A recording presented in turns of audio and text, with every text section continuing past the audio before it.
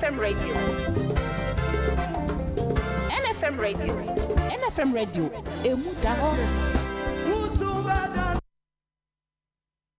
Minia, see fire will burn you. NFM Radio. Jumedia Mansa Musa ede bro. Ejuada kopem memneda. Enumre non song. Ekopem non. Listen to Fire Will Burn You on NFM Radio with Mansa Musa Monday to Saturday, 7 p.m. to 10 p.m. NFM Radio.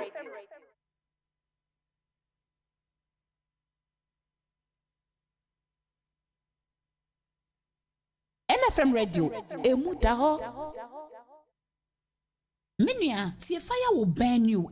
NFM Radio. Jumedia Mansa Musa ede bro. Ejuada kopem Listen to Fire Will Burn You on NFM Radio with Mansa Musa Monday to Saturday, 7 p.m. to 10 p.m.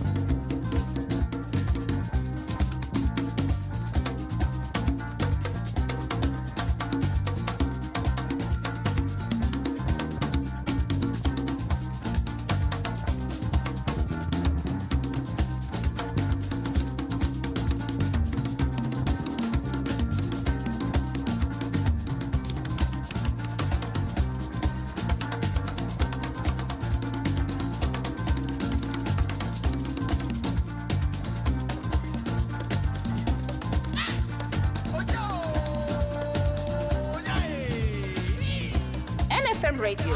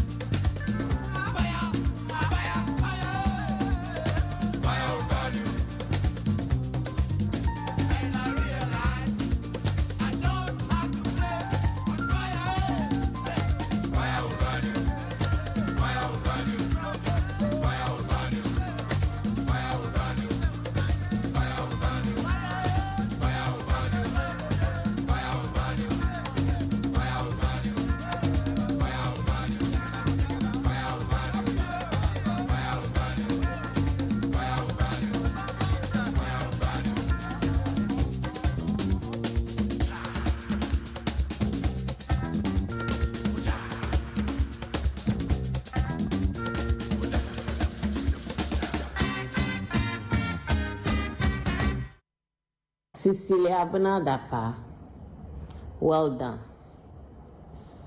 Well done. I thought you were a woman and a mother who had compassion. They said, give a position to a woman and she'll do far better than a man. But these days, what do we see? It's sad.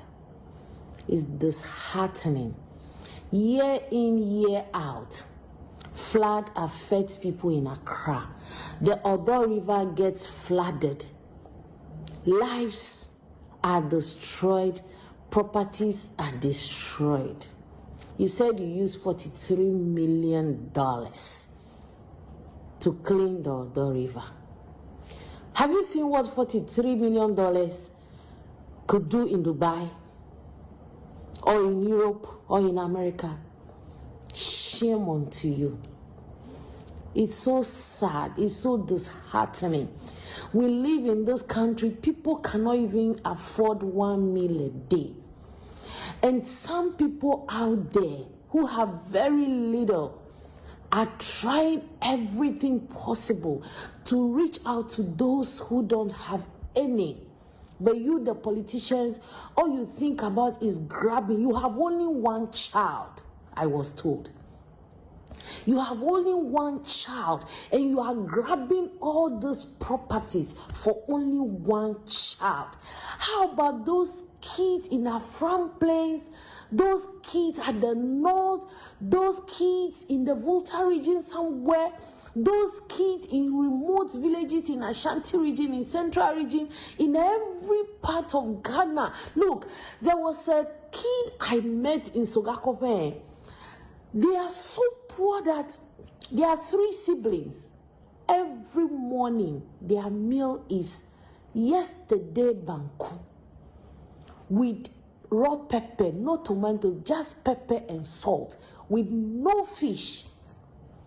The day I asked my mother to give them soup, it was like, you are bringing kids from the war zone who haven't eaten for a year. When they saw soup in a plate that day, oh, politicians are wicked in this country. You people cannot even afford to go to hospitals. I have a little charity. My colleagues from work and my friends, they help me with their little income, and we reach out to people in the remote parts of the Volta region. They have nothing, absolutely nothing to eat. You guys are just there amassing Ghana's wealth, misusing donors' funds. Aren't you ashamed of yourself? And today's Sunday, July 23rd, 2023, I believe most of you are in your churches praising God, thanking God for bringing Ghana down. Aren't you ashamed of yourself? It's so disheartening what you people are doing to Ghana. It's so sickening what you people are doing to Ghana. I go to the villages and I see kids who do not have anything to do, who do not have anything to eat. There are people who are sick. They can't go to hospitals. Even they go to the hospitals, they give them paracetamol. This national health insurance, you buy a loaf of bread in Kuala, you pay national health insurance. Yet, donors are putting money into this national health insurance, but you guys are just looting the money, and people go to hospitals, you give them paracetamol. Why are you doing this to Ghana? Why? Why are you doing this to Ghana? Oh, don't you have heart? Don't you have compassion? Don't you have sympathy? Don't you have feelings for people?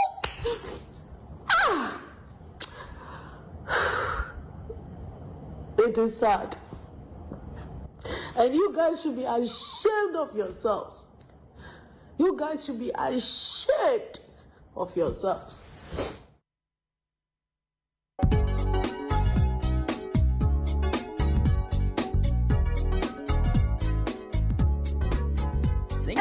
For Sasadia, Yenam Top Connect so Emanisika de Bagana if we are Fananina, Yenchia Capre. Annie, are you free? Top Connect a Masika money, I am Mrekra. You hear any sober download with Top Connect app no our Play Store. Diama or Android phone, and as we use iPhone so or Apple Store, not download the Top Connect. A simple cra. Top Connect to a member radio Numsu Europe, North America, and Asia. Woman will dofu sika for Top Connect so a tem na emre na mawa hoto swonso sese die sika manye di foforo kra any Top Connect so we yan chechemu bia free Top Connect e wo +442 081 6155 and a +442 081 761 600 +447 882 950 088 and nasa hwehwe Top Connect e wa befont intafidie nyina so Top Connect Fasika mani wa dofwa sunjemu a untia kapre Top Connect yensu ye dienye.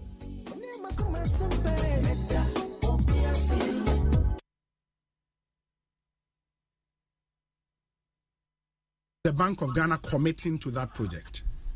I don't have the figure offhand. The figure for your headquarters? I don't have a figure off my head, sir. That's what I'm saying. $250 million.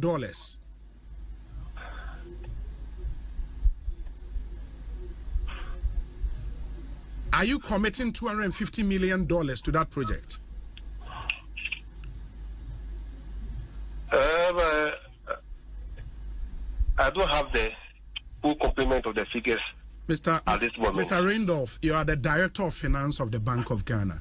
This is a major project that will shake the balance book of every organization. You should have that figure of head. How much are you committing to your head office building? We know it is $250 million. Can you confirm that?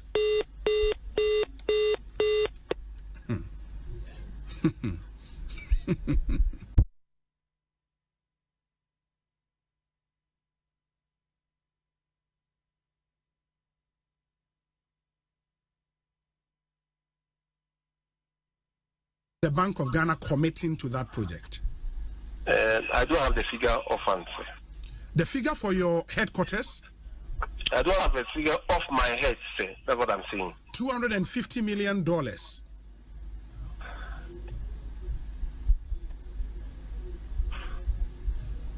Are you committing $250 million to that project?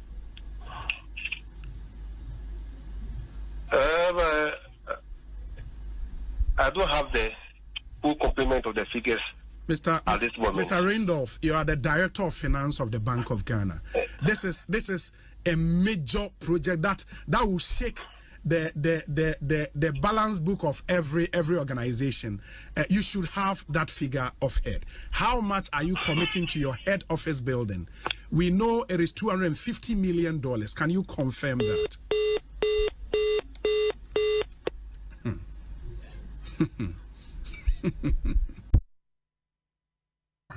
Abusian for me chacha obi bia. Muntie mare husemu bi mame.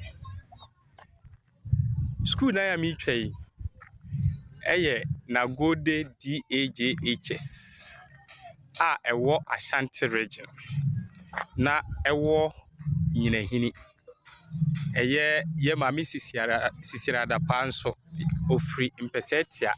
Nti ewo ye mami sisira da pa constituency mo. School we monhwe school dan ya enkwada ekom. School we eni ba bia wo Ashanti region ewo. Atwuma mponoa. Ena school we wo na Gode DAJHS. Ene the primary enie. Momenhwe arehosem. Oba besia atumi akuku sika ente se eda so ewo dem. Na baby a wofre the constituency baby a wofre suku a adan a enkwada ekom enie eye arehosem papa Ghana de se wan hwe yi ne wan hwe yi a anhwe obekasa etia mpanimfo school dan no enie school dan a enkwada ekom school amehwe dabrana no kromba school ha nti ombo date on the 3rd data ombo ni 3rd August eye ana no Thursday no emis omba school ewa ha eye arehose monhwe roofing baby a school for etie na oba besia atimi apagye sika enti se na eda oda so ewo edem na Ghana for ye di emobo hwe school dan a amamfo ema ekum se enkaye ma misisiara da pani na akufuado ene ne mpanimfo imu bi enka omoma bi efiri ha enti enka ombejai ama school dan eti sei ana school dan no eno ani o ena newo asiehui mami nzumi ade no newo asiehui enso eye baby a nursery ne KG4 enso eko eno no enti eyare hosem papa esaye yen nyina ye MP honorable Azekwame Asiama okọ parliament 20 years nie okọ parliament 2004 hwe eyare hosem papa na Moses sika eda so ewo dem na Ghana for ebre hwe school no ni nyina ni na Gode DAJHS and the primary enie megidi say JHS ni enti eyare hosem papa ewese mpanimfo ebam se wa mamu a JHS ni ana JHS for no school eyare hosem menka se sa building we kwa na eye kakra building we nanka eye kakra bi ewa ha enso mpohwe se ye ma mesisira da pa na adodanko akufuado ene ne mpanimfo se wombema womma Ghana mpanimfo Ghana die ti enkwesi da ben enye nwanwa na oman panyini wode wunua pa e de aye finance minister amamu a wobuo abusuanko amamu ebeye den ena emu ema motimi adwene Ghana for eho enti Ghana for monhwe na monka bi maye ye ma misisira da pa ofrim pesetia ne constituency mu ena say school we na Gode DAJHS ene ne primary enie medamasi.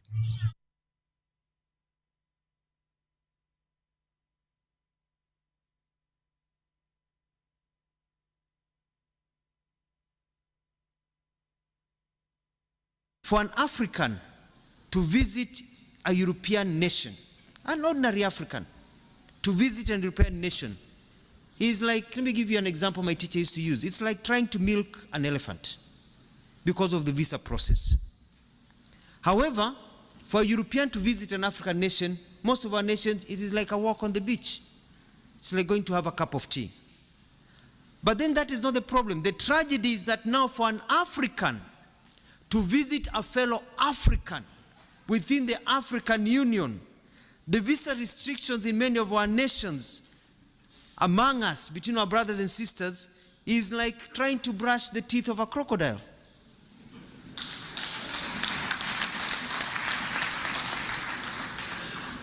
They came, divided us, and they have taught us to keep each other from each other. Them, they're mingling with each other and making money and growing, but they have taught us to hate each other. But for us to really enjoy the true economic benefits of the Africa Continental Free Trade Area, we need to behave like the Europeans and allow for the free movement of people and trade. To this end, in our contribution to this continental aspiration, Kenya is committed to progressively, and we are moving very fast by the end of this year, to abolish visas to citizens from African Union member states to make it easier to invest and do business in Kenya and across the continent. We are going to open the borders of Kenya. We do not fear our fellow Africans. Come, travel to Kenya. Live, do business in Kenya. Trade, make money in Kenya. And we hope we'll get reciprocity with the rest of you. Let us open our continent so that we can make money and live together. Let us remove the shackles of colonialism that are still embedded in our heads and be able to move forward. Small, intellectually, politically, and economically insignificant Africa. But is that really true? Now, here are the facts. Africa has a total area space larger than all of Europe, China, and the United States of America combined. Yes, it is 3 times the area of China, 3 times the area of Europe, 3 times the area of the United States of America, meaning you can transplant China, Europe, and United States, and several other countries on the Africa continent, and they will fit neatly. Africa is 30.5 million square kilometers and a youthful population of 1.3 billion inhabitants. China is 9.6 million square kilometers and 1.4 billion inhabitants. India has a total space of 3.3 million square kilometers and 1.4 billion inhabitants. Now, yet, Africa is projected as overpopulated, and pressure mounts on Africans and their leaders to depopulate. Why? Why? Now, please note, Africa is home to 60% of the world's arable land, 90% of raw material reserve, 40% of gold reserve, 33% of diamond reserve, 95% of platinum reserve, and holds the largest bauxite reserves in the world. Of course, in addition to manganese, woods, uranium, crude oil, and others. Yet, the continent is touted as the poverty capital of the world and ripe for depopulation. The question is, why? Well, President Jacques Chirac of France provides an illuminating insight. He said, "We bled Africa for 4.5 centuries. We looted their raw materials, then we told lies that the Africans are good for nothing. In the name of religion, we destroyed their culture. And after being made rich at their expense, we now steal their brains through miseducation and propaganda to prevent them from enacting black retribution against us," unquote.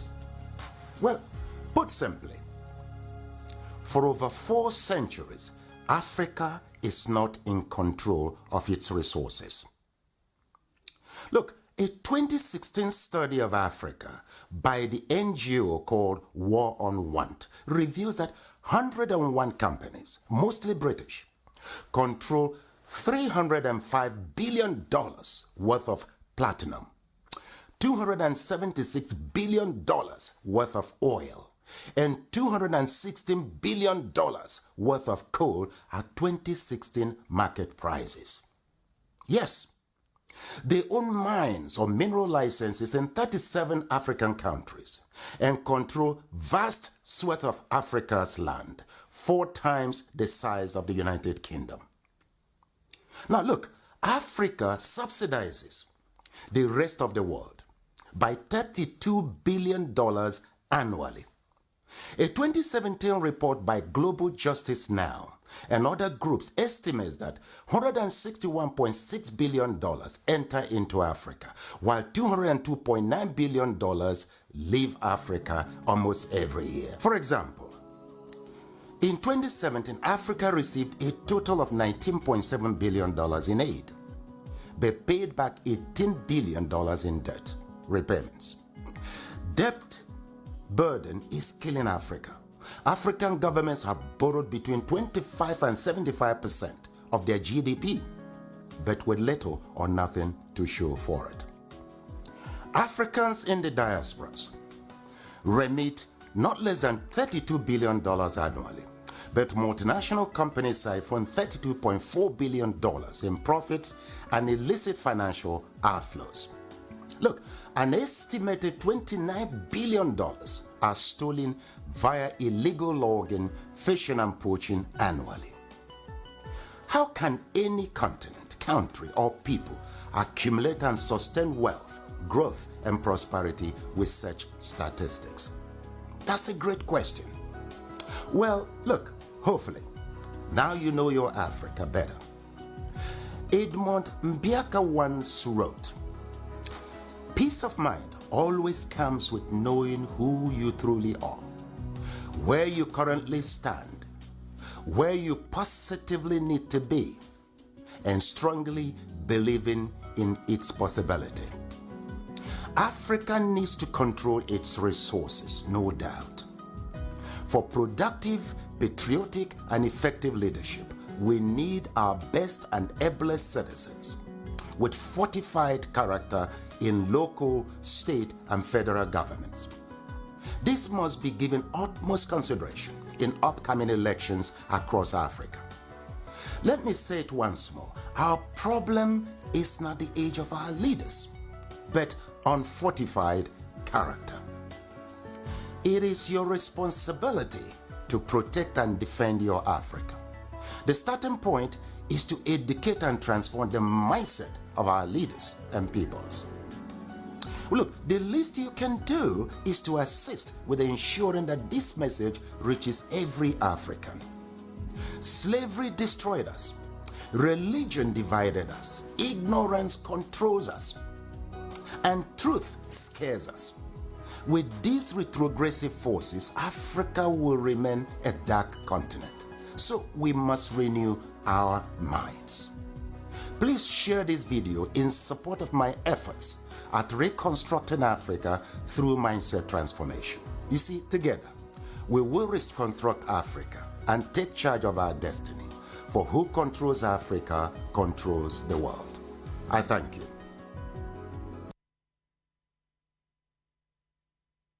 NFM Radio.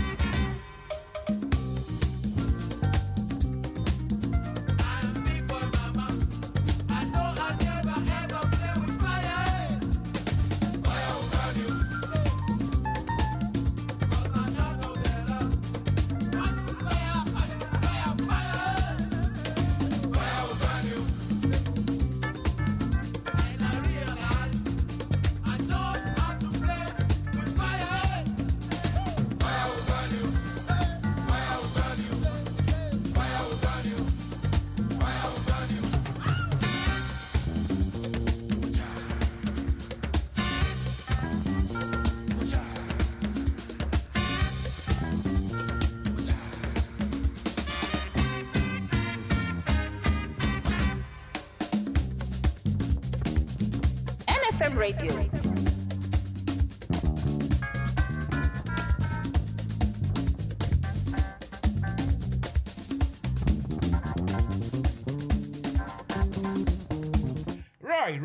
Right. Good evening and welcome to the show. It is now 10 minutes past 8 or 11 minutes past 8 here in the UK.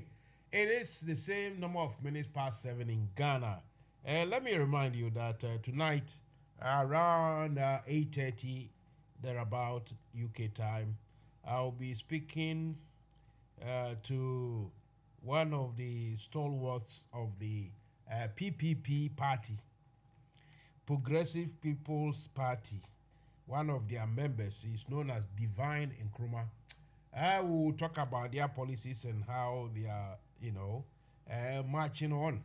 The reason why I'm speaking to those parties, and from now going, you'll hear me talking to leadership and members of other political parties, except apart from NDC and MPP.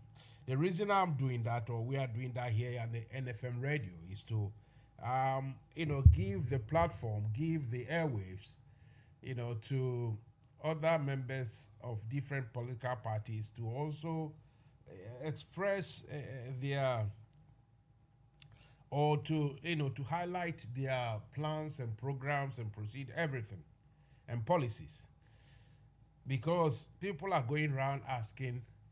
Genuinely, there are people who feel that we should have, alternative to NDC and NPP. Some people genuinely believe that should happen. Apart from those who are cynically being disgruntled MPP guys who go about saying neutral. I mean, they are not neutral; they are just disgruntled. They are different, but apart from those people, we have genuine neutral people in the center, people who don't like any party, who don't support. They don't have any ideology except to work and make money to feed themselves and their family. Those people too are there.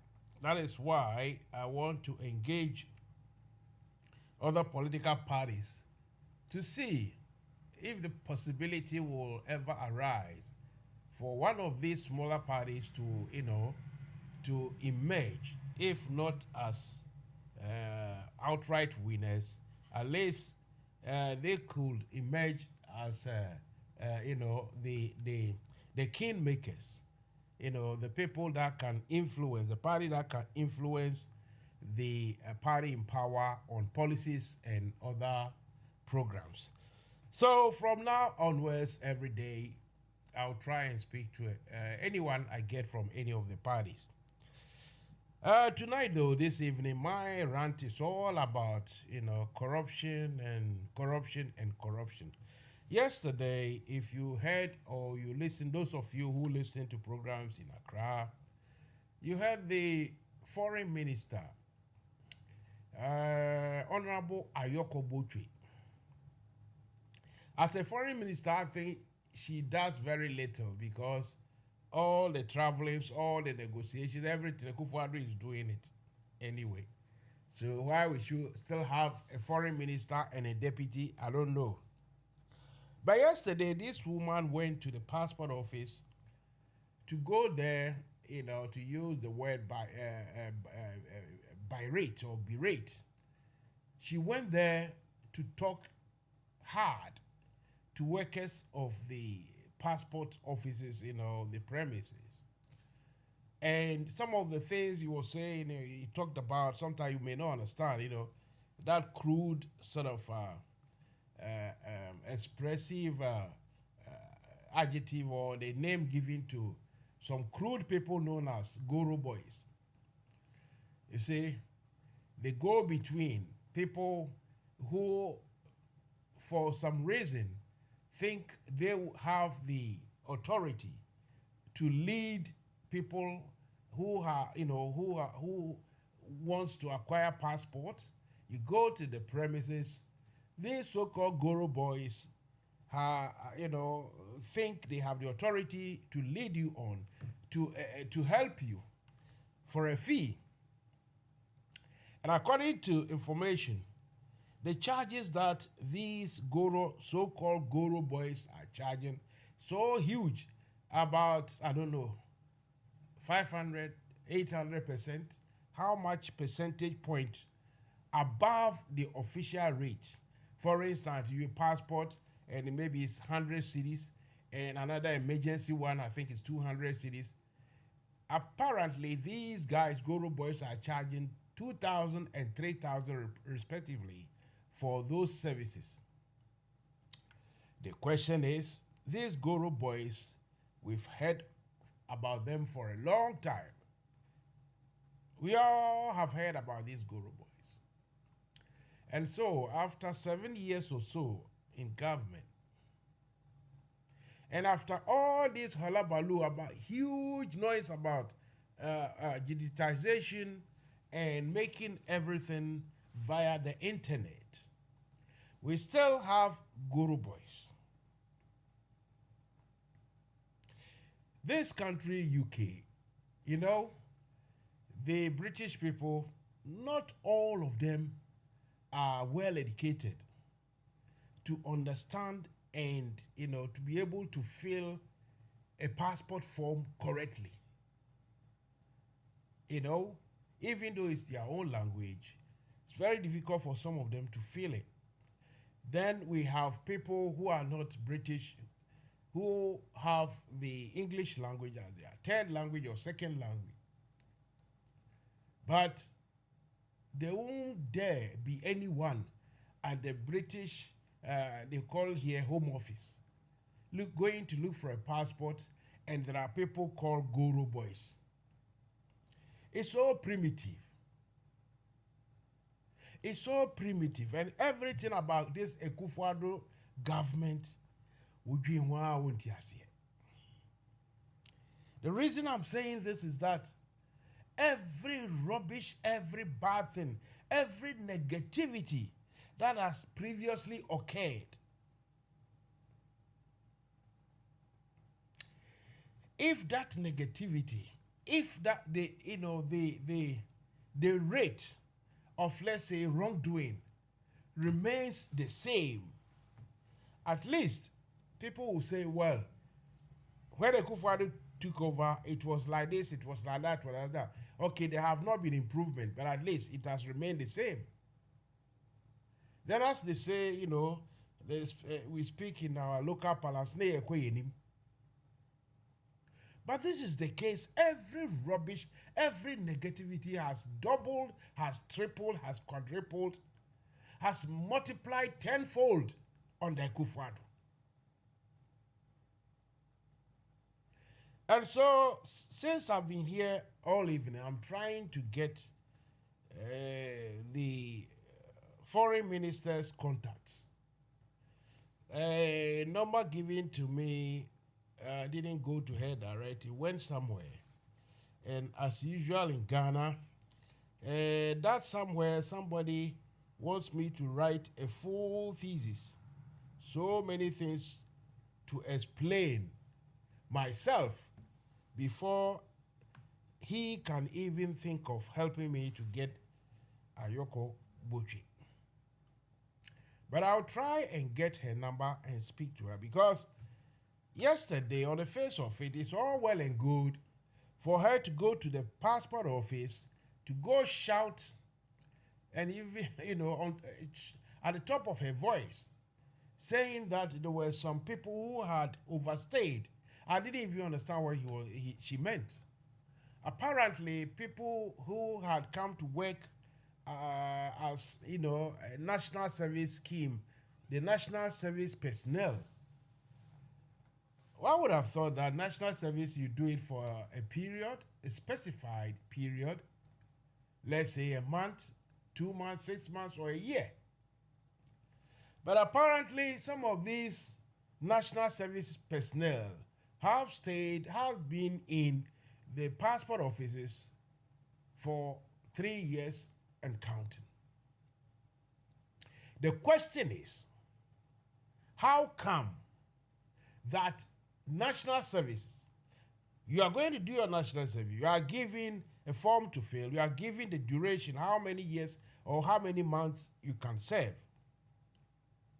So if you are to serve for 1 year, how come some people were still there working after 3 years?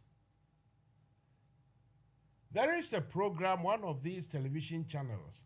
The title is How Did They Do It, or How Do They Do It?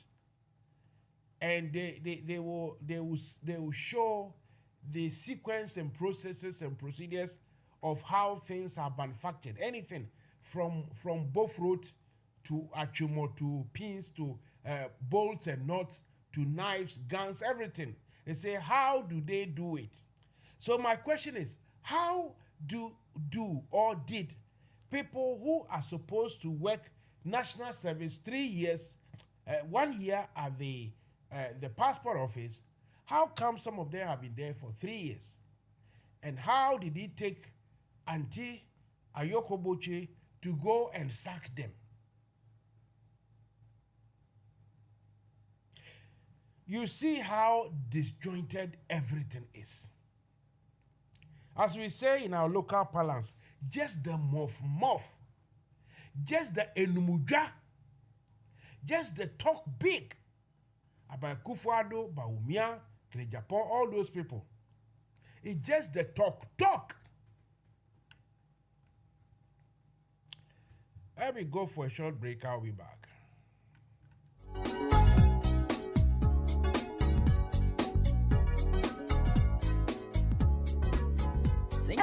For Sasadia, Yenam Top Connect so Emanisika de Bagana if we yasia fanenina yenchiaka pre. Ane, aye free. Top Connect a Masika money I am recra. You hear any sober download it with Top Connect app no our Play Store. Diama wo Android phone. And as we use iPhone so or Apple Store now download the Top Connect. Aye simple cra. Top Connect to a member radio numsu Europe, North America and Asia. Woman will dofu sika fa Top Connect so aye na emre na mawa hoto swonso sesedi sika manye di foforo kra any Top Connect so we yan chechemu bia fre Top Connect e wo +442 081 6155 and a +442 081 761 600 +447 882 950 088 and nasa hwehwe Top Connect e wa befontin tafidie nyina so Top Connect Fesika mane wa dofwa sunjemu a untia kapre Top Connect yensu ye DNA.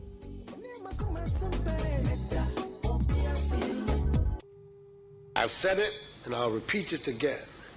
Those who are coming to this administration thinking that it's an avenue for making a lot of money are going to be disappointed.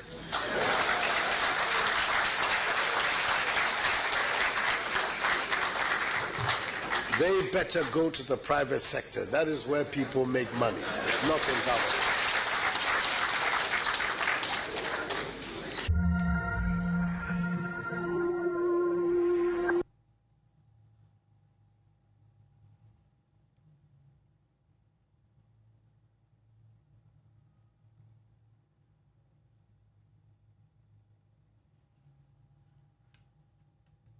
Oh, those words that I hate to say.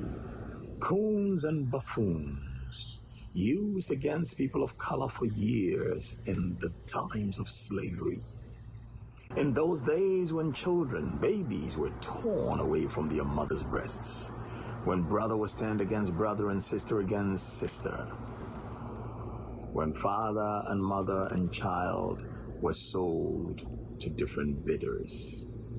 In those painful years, for fear or for some little favor, one brother would say unkind things about another, so that master would whip that brother in public, and the one who reported him gets the crumbs off their table. Beware, African leaders, for you are falling into this trap again. You've been to school, so don't be a fool.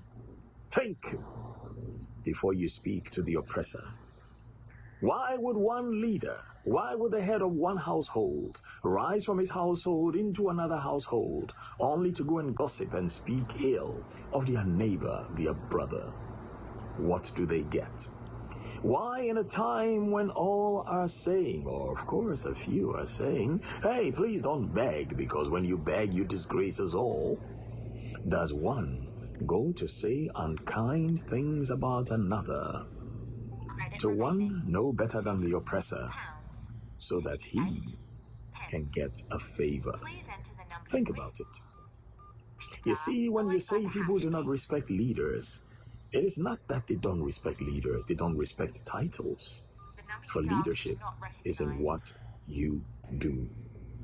Remember, there are no permanent friends, only permanent interests. Think.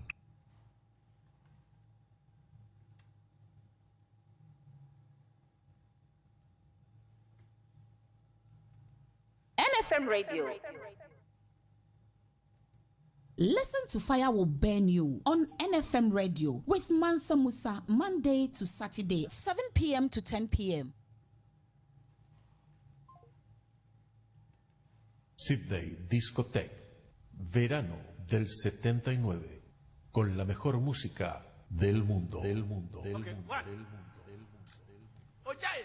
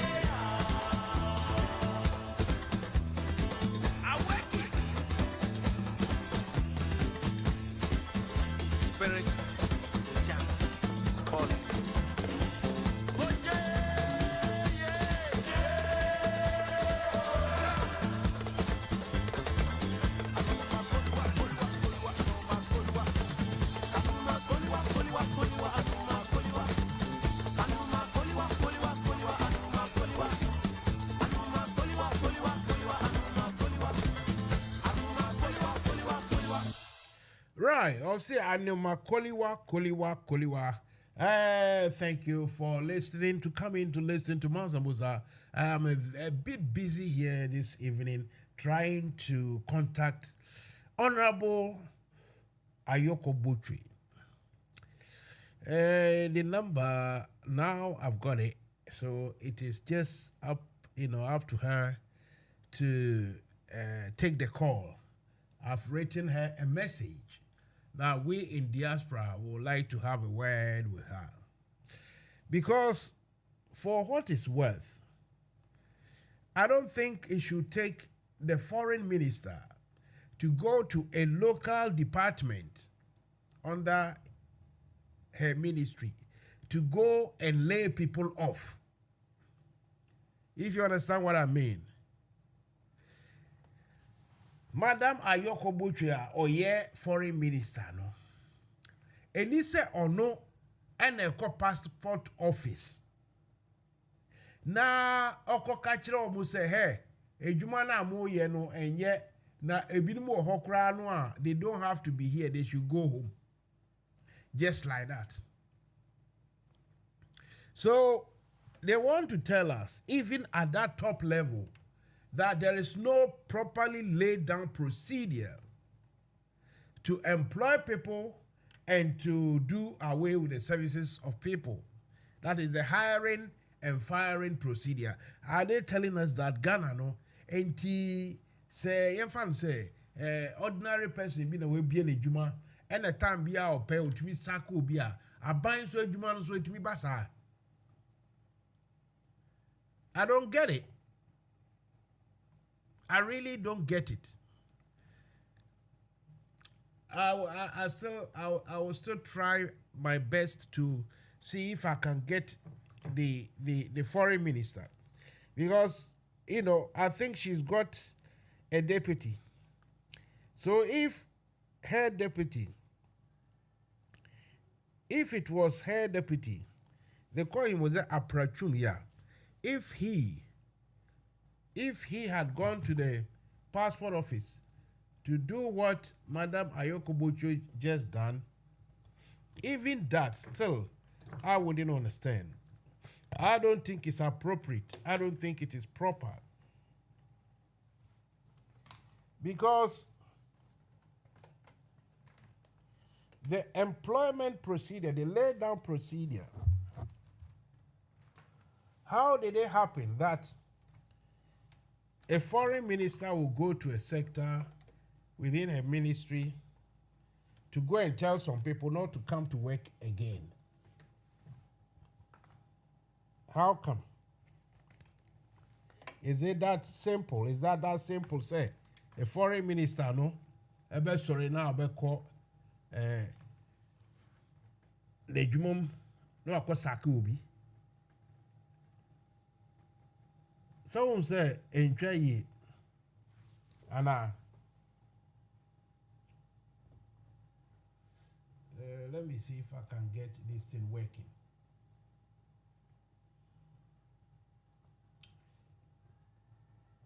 Anyway, you are listening to Mansa Musa, and the program is, as usual, Fire Will Burn You. Tonight, I will have some Zoom conferencing with some people in Ghana. So stay back and wait. Very soon, I will get everything hooked up.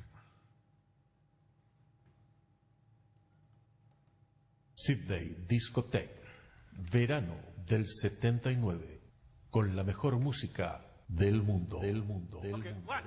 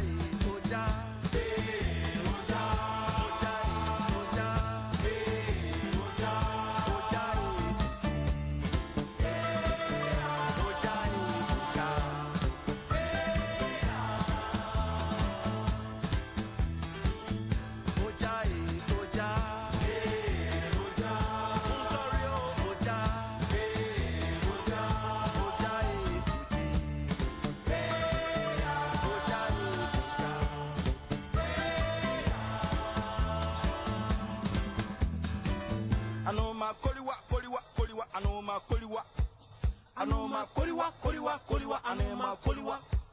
Anuma koliwa koliwa koliwa anuma koliwa.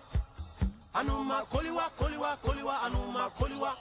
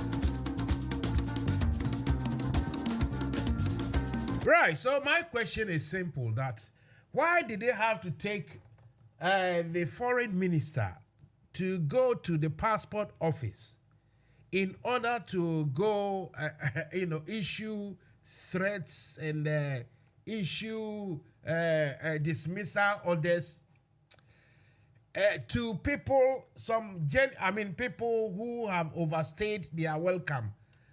Apparently, there were some guys who had come to work, how do I say it, on the national service basis.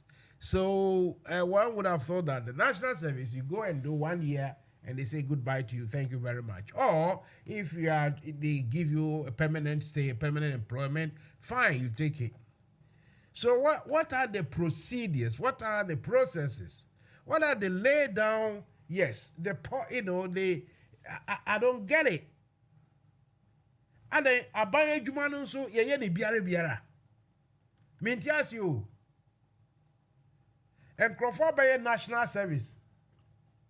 Why did they have to take the foreign minister to actually go and sack them? They shouldn't come again. Is that how you employ people into the official sector or public sector, and how you sack them? By ministerial, ministerial orders, like the soldier buga time.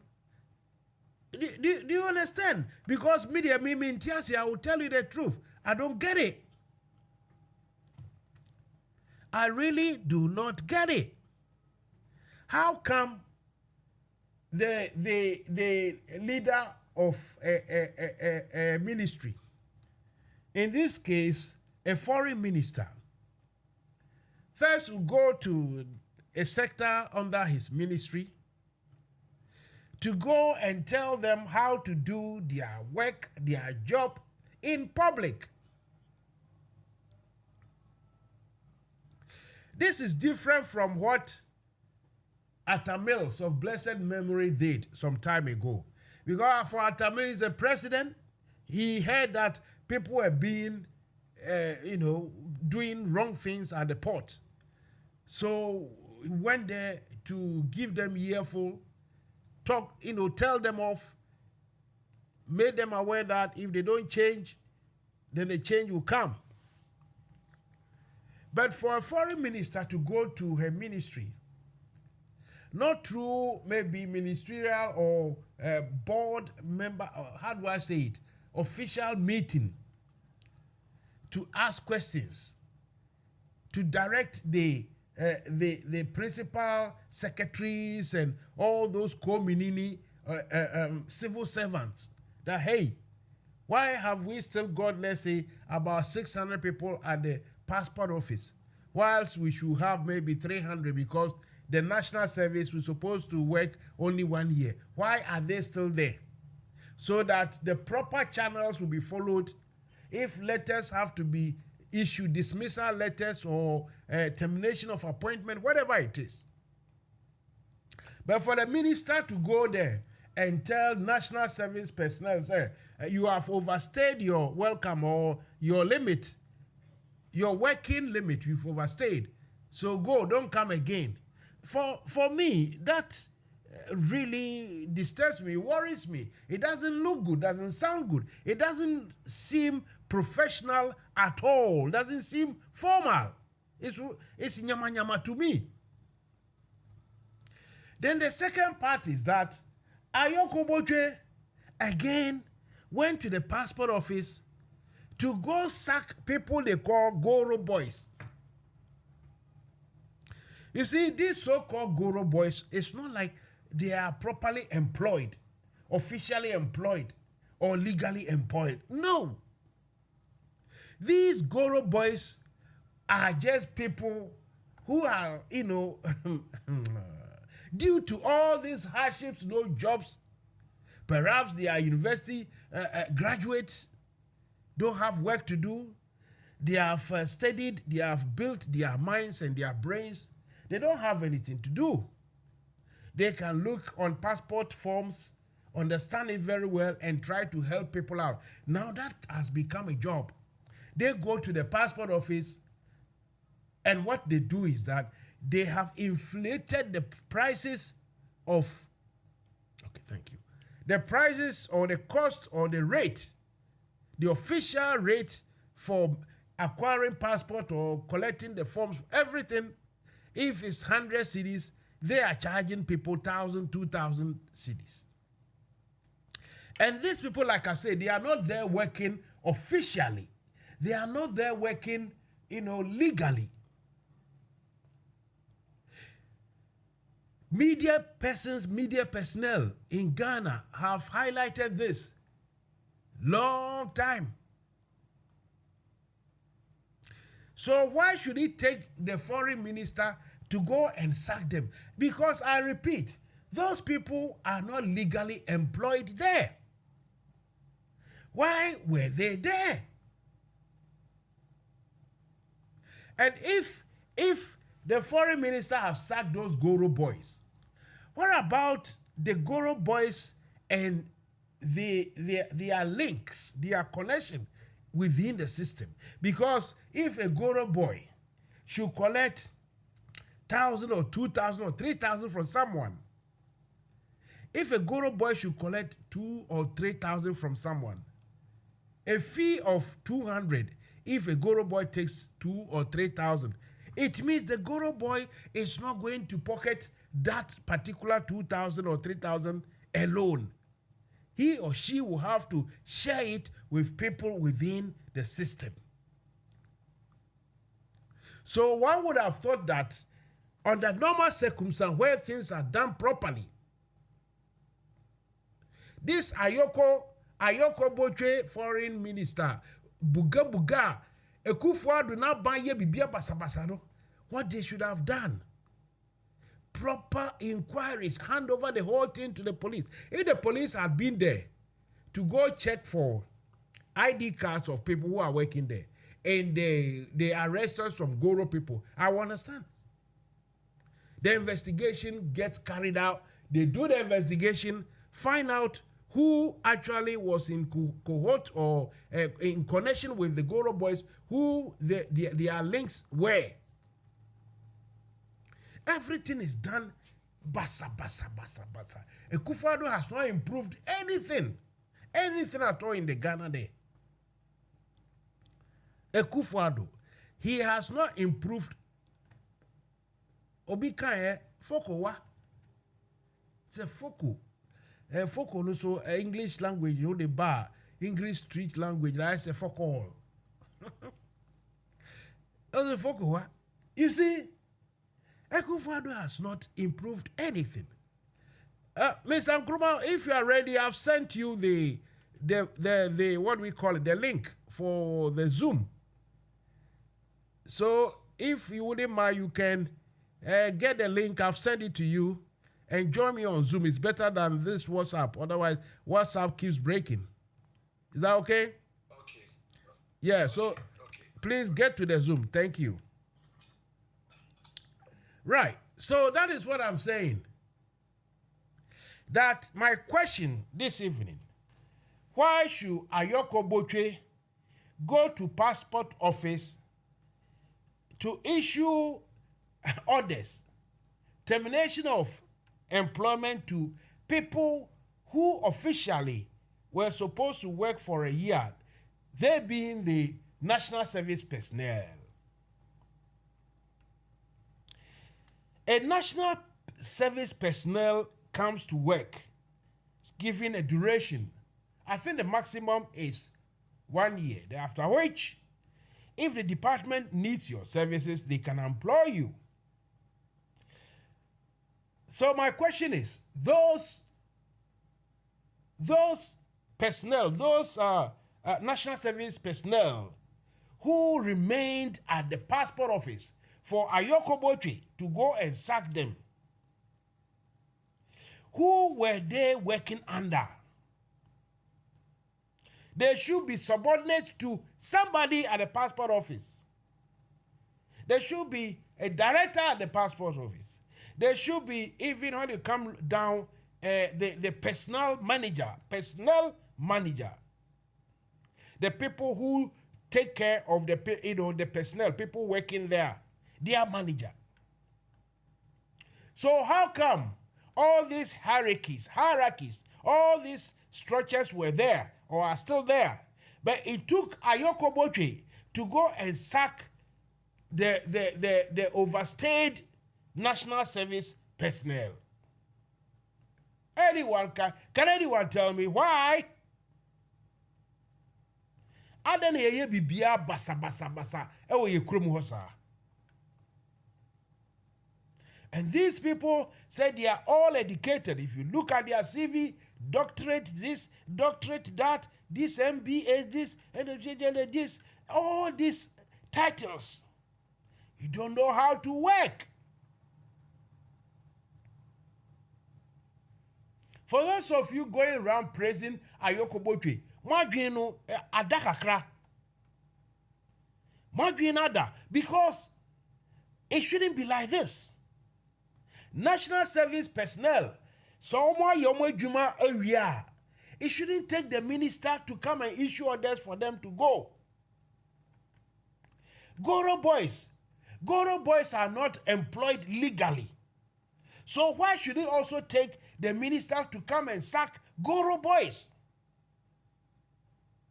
I don't get it.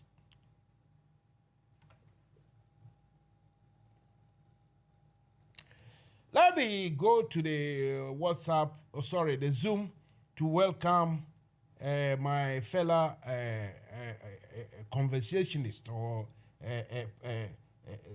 someone who has journeyed away from Accra somewhere or Kumasi or Eburi to say good evening and welcome to Divine. Good evening.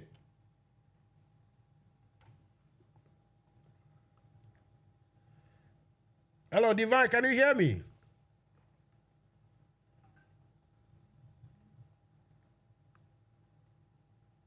Hello, Divine, can you hear me?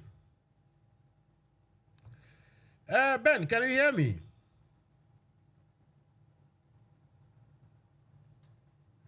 Hello, Ben, can you hear me?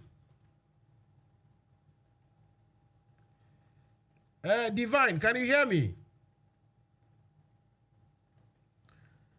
All right, whenever they are ready, they will let me know.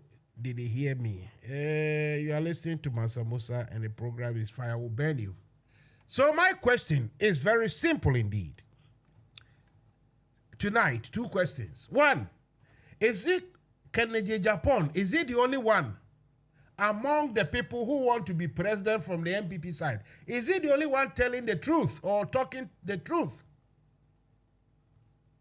Is Kennedy Japan the only one telling the truth? And two, why did it take Ayoko Boche to go to passport office to go and tell people doing national service that their work is finished, they should go home? Why? Why did it take the same Ayoko Boche, the foreign minister, to go to passport office to sack Goro boys? Why? It's my questions. Those of you joining who have joined me on what do we call it? On Zoom. Can you hear me?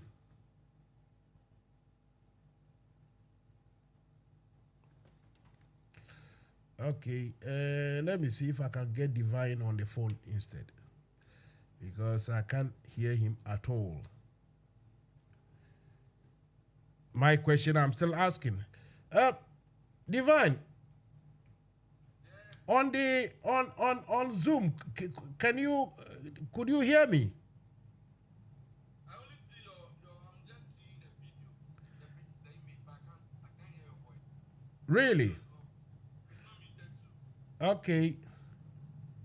If you can't hear me, let's stay here and converse on this one. Hopefully, no one will come and I will take my time to sort the what do we call it? To sort out.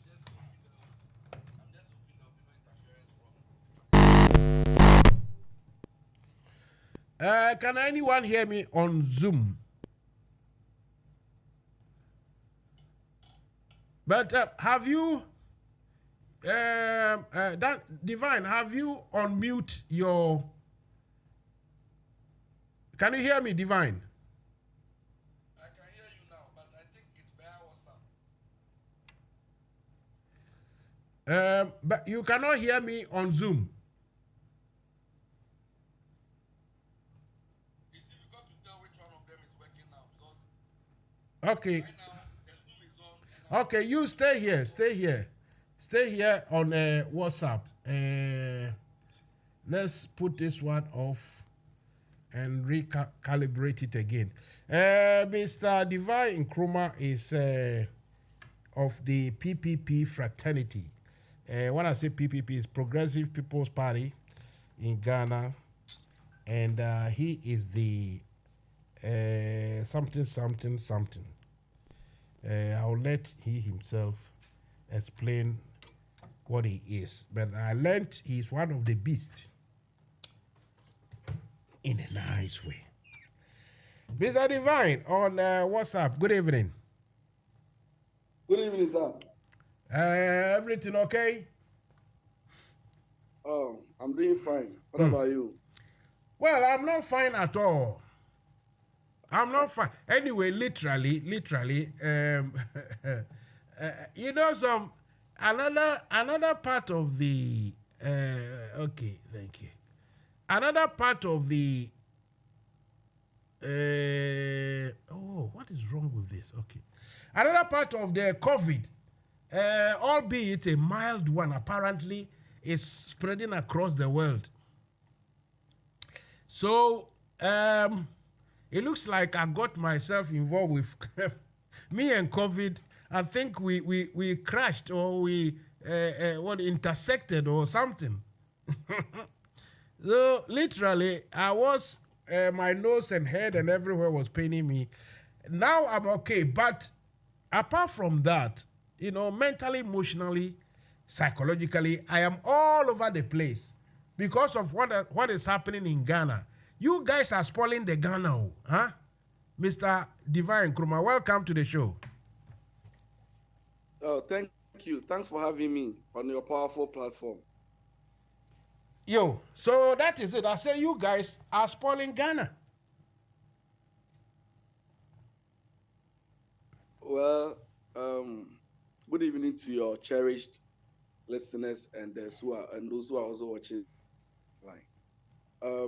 Well, if you say some people are destroying Ghana, from where I sit, I would like to state that we are not in power, so it will be difficult to try to even involve us or to include us in the whole scheme of things. If there is any party that has actually performed abysmally or disappointed Ghanaians, then we will place it at the doorstep of the Nanado-led MPP government. Because if you look at all the promises they gave to Ghanaians, all the nice things and grandiloquent talk and everything they tried to let Ghanaians believe they could achieve.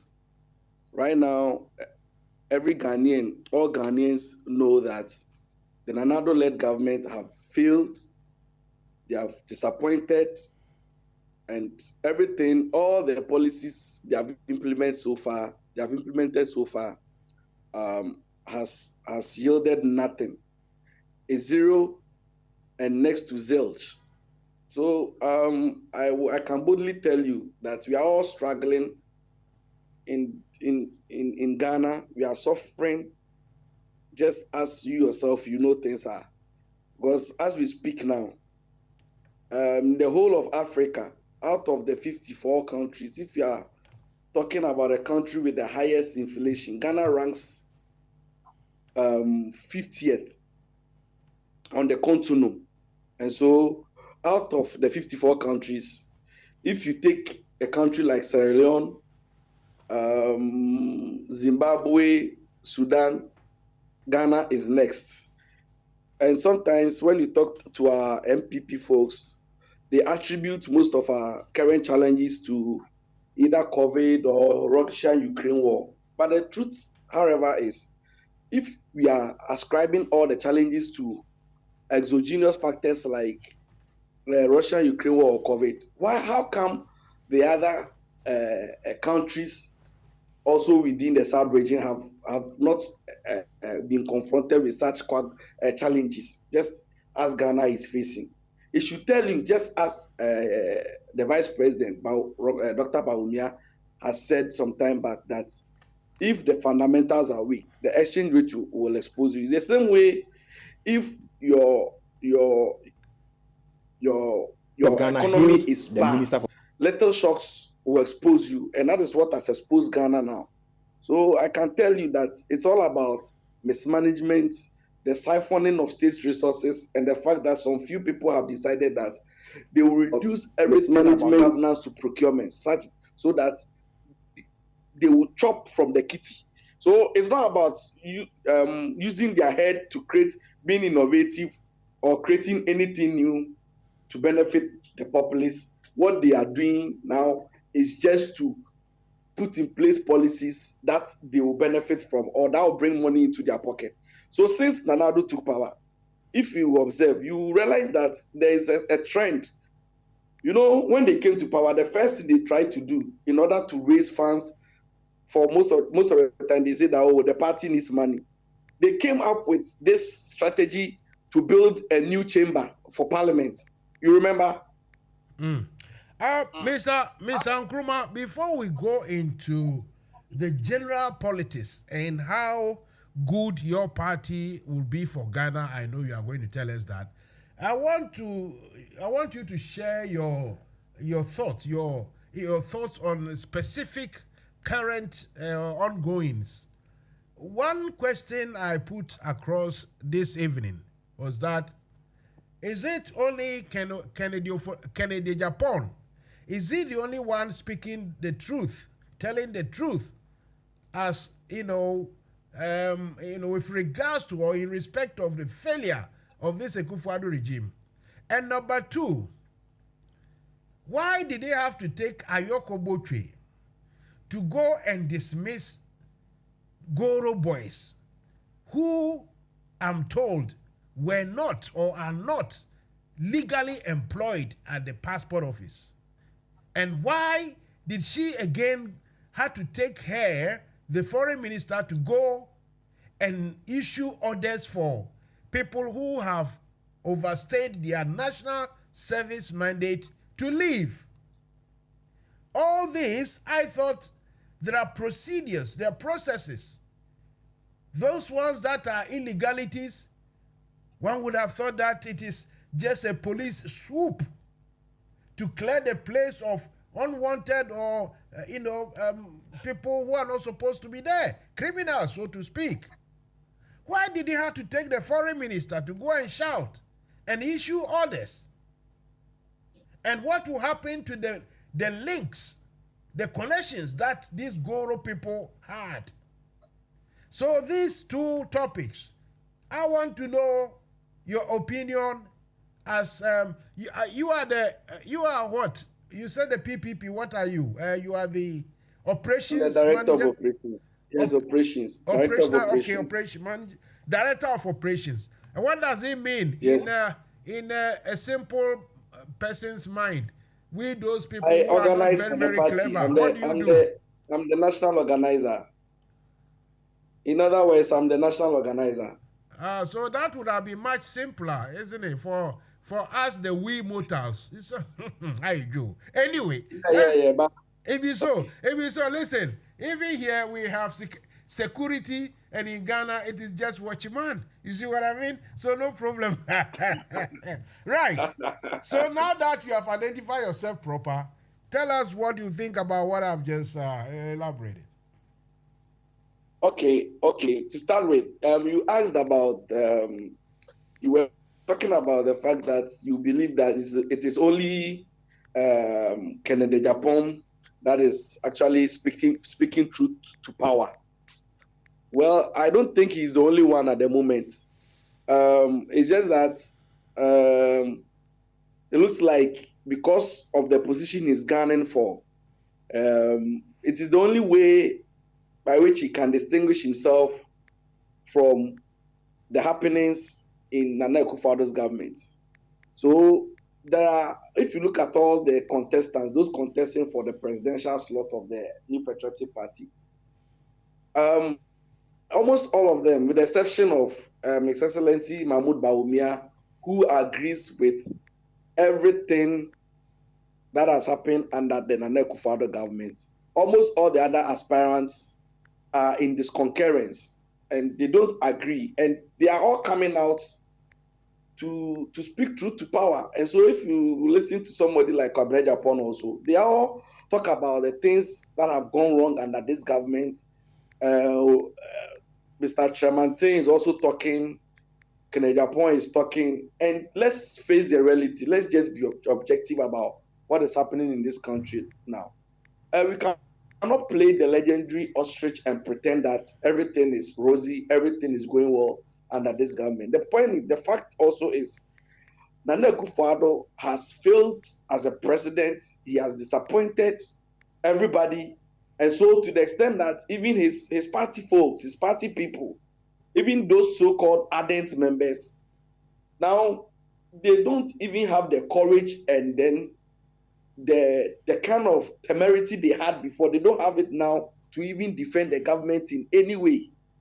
So now a lot of them, you are saying they lost the vim and they've lost their mojos. Yes. Now even if you observe also, you realize that even the so-called top spokespersons of the party, now they shy away from appearing on radio and TV programs. So the likes of Samia Uku, Nanabi, and the rest go for any media engagements, because what are they going to talk about? How are they going to even defend this government? Because the facts are so clear and so obvious that this government has failed. It has performed woefully, and it will be difficult for them to come and defend.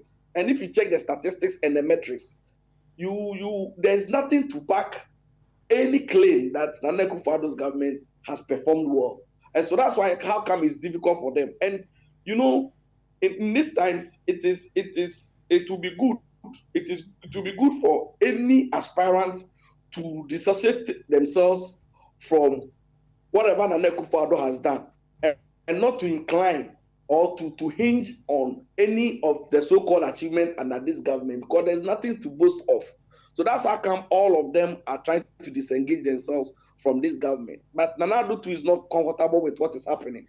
So everybody is talking. Now, nothing can save this government. And obviously, so many things have gone wrong. That's why their own political party members are out there speaking against what this government has done against the people of this country.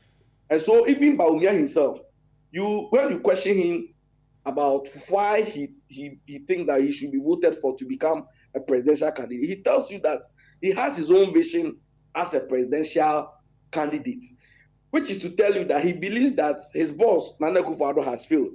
And so he has ideas that Nana Akufo-Addo to come and implement. So he expects us to give him an opportunity. And now everybody is running away. And now all of them, all the aspirants, they are all running away from this government. They don't even want anybody to feel like they were part of the mismanagement, the thievery, the corruption, and everything that has to do with ineptitude and incompetence. So let's leave it there. Now it's obvious, everybody knows what is happening. Now let's come to the passport office issues. What the foreign minister went there to do, for me, I think it is cosmetic, it's inconsequential, and it's not going to yield any results, because these happenings at the passport office are not new, and they are not something that we are hearing it for the first time. We all know about all these things happening, where citizens complain about the challenges in it for the first time. Even those we all know about all these things, about the fact that when you apply for your passport, it takes years. Sometimes they will tell you there are no booklets and all of those things. And you ask yourself, what measures or what mechanisms have been put in place by the ministry to ensure that things are done rightly and then services are produced in a manner that it benefits everybody. We don't get those kind of results or the services that we expect. And you see, we are talking about Goro boys and these guys who play agency roles at the passport office. See, these people are not strangers. We shouldn't pretend like we don't know, we haven't seen their type before. They are always hovering around and going up and down. When you go to the premises, you will find them there, and they facilitate this passport acquisition processes. They facilitate it, and if to bypass them, you should be rest assured that your passport will never come out. You will never get your. And so there is a deliberate ploy within the passport services agency to always frustrate and delay the services they give to the public, so that you have to find a way to either induce them or to pay some monies before you get your services rendered. And you see, the reason why in Ghana today, let's be frank, many of the agencies are not working. We are not getting the right services we deserve. Is that one? We are not. How should I call it? We are not embracing meritocracy. We are not engaging people based on their competence, their acumen, and the fact that they have the qualification to be wherever they are. Now it is about chronism, and then the fact that it's only party people that we are always engaging. So when you go to most of these agencies and these public institutions, you will find out that those boys there, you find they gallivanting and then carrying themselves like they are the champions of the institutions. You observe that many of them are party foot soldiers, parading around with no experience, no skills. See, even yesterday, we heard that the foreign minister has fired some people and has said that from Monday going, they shouldn't report again. But we are also aware that some of the people that have not been touched are also party people, and they have left them there. But so, we know you see, that my question is, there are two things here. How do I call them? The national service personnel who apparently have overstayed their welcome, or they have overstayed their mandate. Why should it take the foreign minister to tell them that they shouldn't come to work? Whilst there's, at the minimum, they should have a personnel manager at the passport office who is doing the, person-to-person management. The guys who looks after hiring and firing. Then we'll have maybe the director. Then we'll have a principal secretary at that ministry. All those structures, all these hierarchies are there. Why? I don't get it. That foreign minister with the deputy foreign minister following her to go and give this announcement. Things are not working, and at this day and age, 2023, if this happened in 1983, 1993, okay, buga times. But this time around, how do we employ people, at least into the public sector? I think it's through proper engagement, like letters, appointment letters, emails, this and that, everything done formally. So how come someone can work without, how do I say it, that formally being eligible to work? If you understand what I mean, the person is not eligible to carry on. So why were they still working? I don't get it. No, you see, if we try to reduce the whole repartee or discussion to the national service personnel angle, then we are doing a disservice to the whole matter. You know why? First and foremost, we should ask ourselves, why are those national service personnel still working at the agency? You know why? Because after national service, there are limited job opportunities for the youth. So if you say that after national service they should go, where are they going? First, we should ask why government has not created enabling environment for businesses to thrive, so that employment situation will be managed. Now the unemployment is on the upset. So many youth are unemployed, and so everybody is trying to find some low way or some azar way to also create a system for themselves where they can also benefit. So you see, it goes beyond just the passport service. If you go to the ports right now, there are people who have worked there for more than 10 years who have not been formally engaged. They are not formal staff of the institution. Yet when you go there, they parade themselves as if they have been employed, and they have the mandate of the officers there to carry on with the services and even jobs with their mandates. Do you get it? So it's all over the place. But you see, the fundamental issue is for the minister to go there. See, it is just the minister just went there to make the public feel that she is doing something.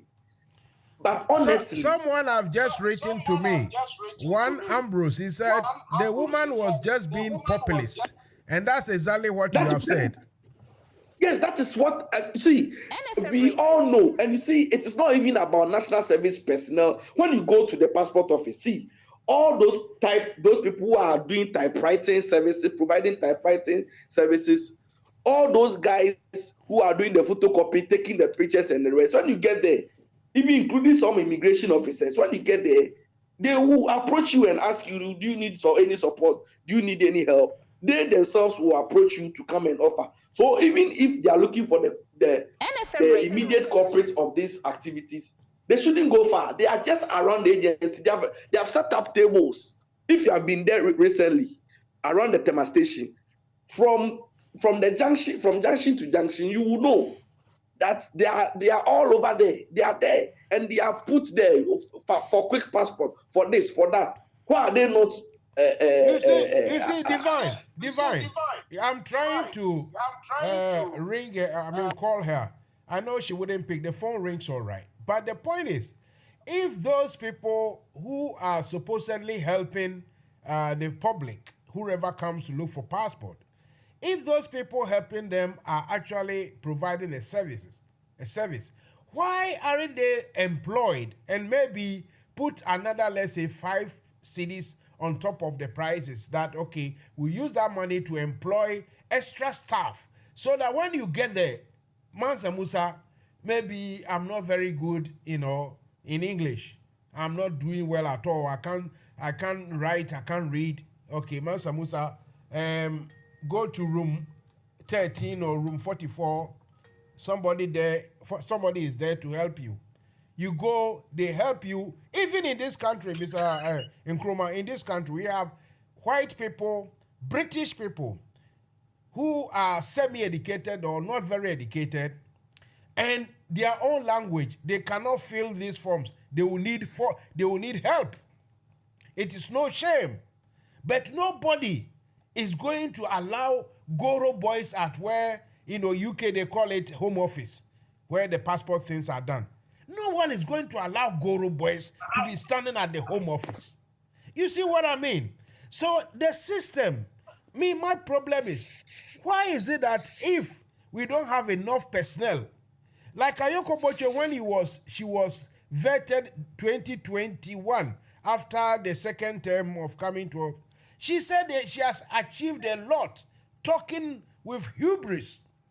Now it turns out that the same rot, Mr. Nkrumah, the same rot or even double of the rot. I've been saying that any negativity that happened previously during Mahama's time is either doubled, tripled, it is quadrupled or tenfold worse today. So what is going on in the country? You see, the whole thing boils down to leadership. Leadership is not providing leadership. The leaders are not providing the kind of leadership that will make citizens conduct or behave responsibly. You know why? See, I have a friend who was employed at one of the ministries. There's a gentleman who have just called in. Let me introduce you so that we can all share the time together. Is that Lee? Sorry, Joe. Is that hello? 9227. Hello. Okay, let me see. If I don't think I've got the line properly sorted out. Let me see if I can sort this line out. Mr. Nkrumah, 1 second. Hold on for me. Hello, Joe. Yeah, Mansa Musa. Now I think I can hear you loud and clear. All right. Mr. Divine Nkrumah is the what do we call it? What is his proper title? I don't want to say national organizer. He's the national operations whatever manager. Operations director. That is better. That is much more profound. Yeah. So he is here helping us to make sense of what is happening. So all I can say is that Waba Akwaba. Anyway, Divine, let's let you flow now. Let's go. Okay. Yeah, so please carry on.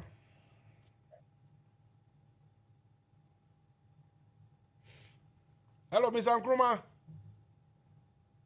Yeah, hello. Yeah, go ahead. Carry on. Okay, so like I was saying, I'm saying that the challenges we are facing as a country boils down to the fact that our leaders are not providing the kind of leadership that will make citizens behave responsibly. For instance, now everybody has become Azar person or Sakawa, and everybody wants the fast way of making money. For instance, I have a friend who was employed by one of the government agencies as a civil servant. He got there, and the department that he was assigned to, there was a particular task that he was given. And then he started working, and then one woman came, approached him and said that, where am I, Juma? To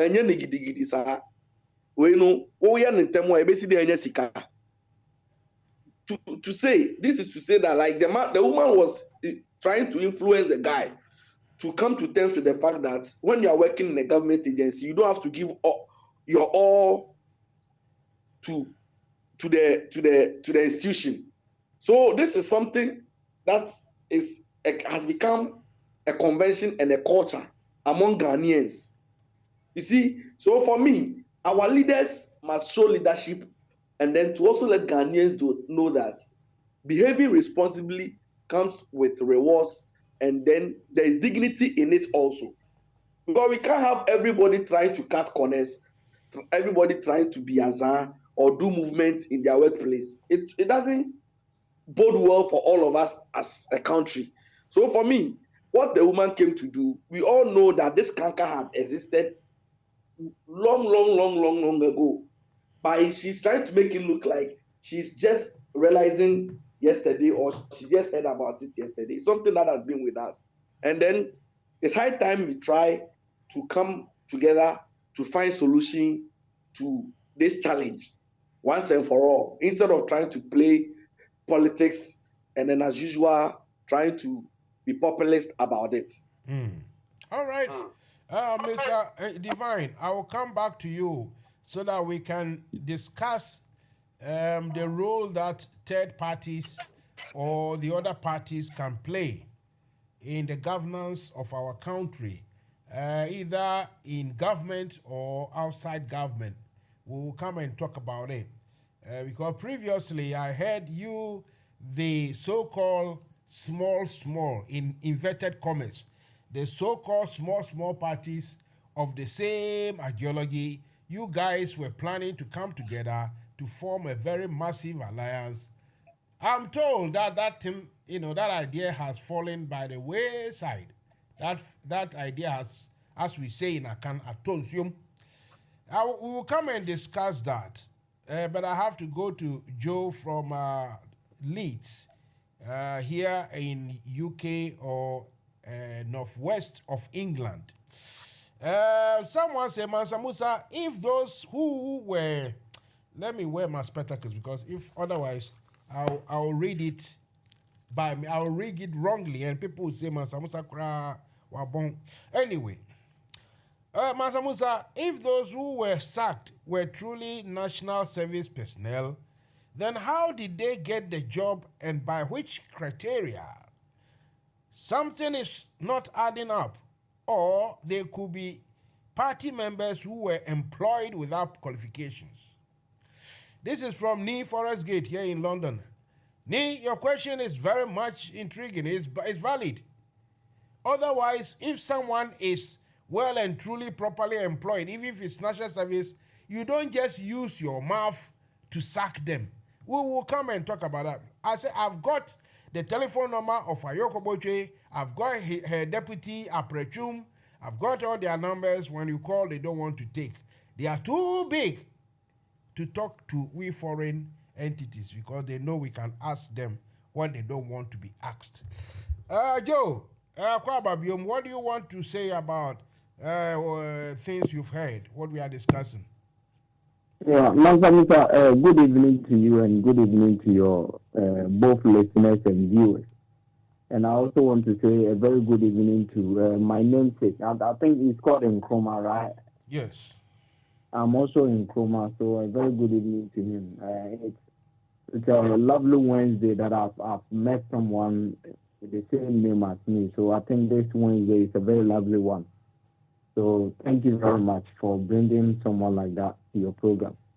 Mansa Musa. Hang on a second, Mr. Divine. Yeah, hello. Joe speaks. Did you hear him? No.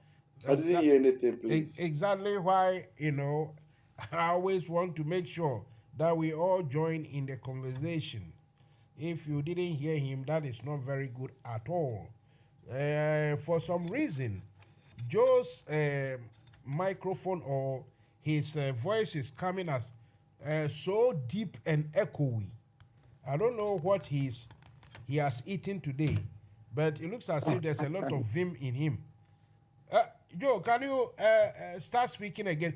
Greet yourselves. Let me see if you can hear each other. Yeah. Uncle Divine, good evening.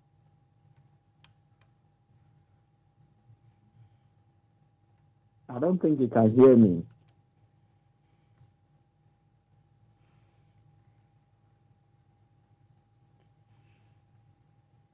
It's just, Mansa Musa, you didn't even send me the Zoom link. I would have joined on the Zoom link, so it would have been better for all of us. Yeah, I wanted us to do the Zoom, but for some reason, the Zoom tool wasn't working to my satisfaction, so I turned it off. And no, none of us is the wiser here. Hang on. Yeah, the Zoom is always very good for such long distance discussion because if it's let's see what we can do. Let's see. Okay. I'll see if I can bring the Zoom, then we can all go onto the Zoom to discuss a little bit. Let's see. Right. Joe, you go ahead. Yeah. So thank you once again. Well, Mansa Musa, I think the first regarding can Japan is the only one speaking truth now. Should have rather been this way. No, I mean, not.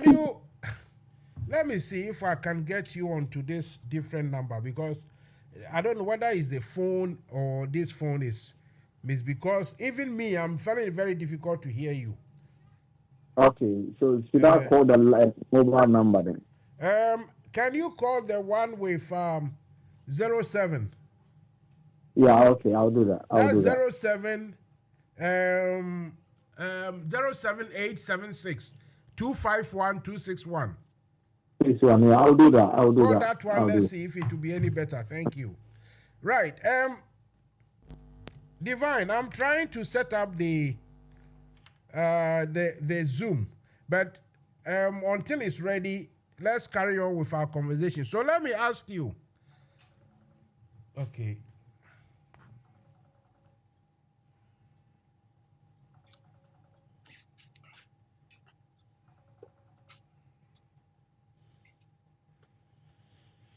Okay, let's see.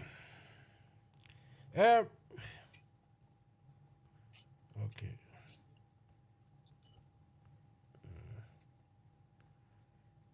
I'm trying to get a proper connection for all of us. It's a difficult one, but we'll see what we can do.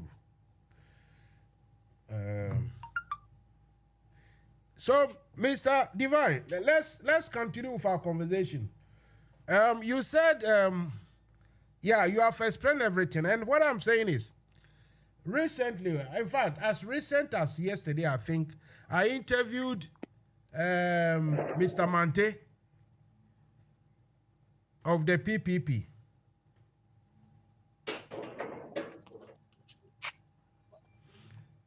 Divine, are you hearing me? Yeah, I can hear you. Yes, I interviewed Mr. Mante, and I was surprised when he said that okay. He said that the plan to bring everyone together, the party, other parties that think alike, like your PPP, they said that plan has now been shelved, or you are no more going to join hands with any of the party like CPP and the rest of it. Why has it come to that decision? I didn't get the opportunity to listen to him wholly, so it will be difficult for me to admit that that discussion has fallen on the rocks. The truth is that we are still in talks with the other political parties. We are still engaging them because, like we always say, there is energy in synergy. So we are trying to come together to produce a more formidable alternative party to the MPP and the NDC. We want to be able to break the MPP-NDC duopoly so that we can annex the seats. So so far, there have been talks with the PNC, the CPP leadership, the GUM, GCPP, and the rest. And all of them have expressed interest. All of them have shown interest.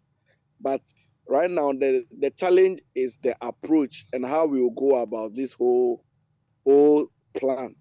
Because some are talking about alliance, some are talking about merger, some are talking about presenting one political party, some are talking about all the parties embarking on individual campaigns and then having ceding some of the seat and the rest. There are so many discussions ongoing. So, and we are hopeful that something positive will come out of it at the end of the day. As I am aware, everything is going on, and then very soon we will come out with a statement for Ghanaians to know. So, what are the chances that you are going to be merged? Because if you don't merge, we can all safely assume that you won't get any headway. So that the third group, or the third party, as people want, Ghanaians want another different group to come and at least try to shake up the political discourse, or maybe even have influence in parliament. Let me ask you though, what are you guys actually trying to achieve are you fighting for parliamentary seats, or you are going to? You say you are fighting to become the winning party. Yes, it's a two-way strategy and affair.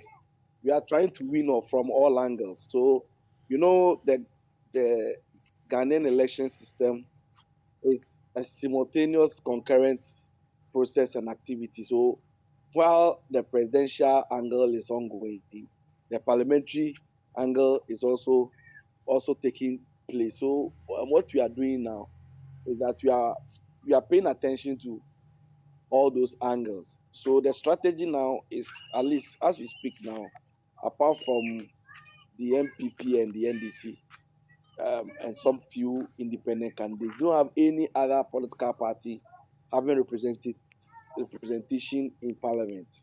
And so, as a party, our main objective is to make sure that come 2024-25, we will be able to have some seats in parliament. And that is where we want to start from, so that at least when it comes to public engagement, policy, and legislation, at least those of us, the alternative political parties, can also have a voice and also make inputs. So, as we speak now, the main objective is to have representation in parliament, and then also augment our votes when it comes to presidential elections. Because if you look at the previous elections, you observe that our votes have declined, and it's not good at all for our image. And so we are trying to visit every hamlet, every nook and cranny, and then to ensure that we talk to every Ghanaian to come to the understanding that the time has come for Ghanaians to give us a chance, for Ghanaians to vote for an alternative party like the Progressive People's Party and the other smaller parties too. So that is the way forward for us. And you think the NDC, NPP, are you of the same mantra that they are the same? Well, there is always a lesser evil. There is always a lesser evil when it comes to the NPP and the NDC. So far, for me, looking at the experience I've had with the two political parties, in those days when Mahama was in power, let me be frank with you, I was one of the few people who always posited that the government of Mahama had demonstrated much incompetence, had shown that it didn't have the technical know-how, it didn't have the competence to lead Ghana to their promised land. So some of us spoke seriously against Mahama's government.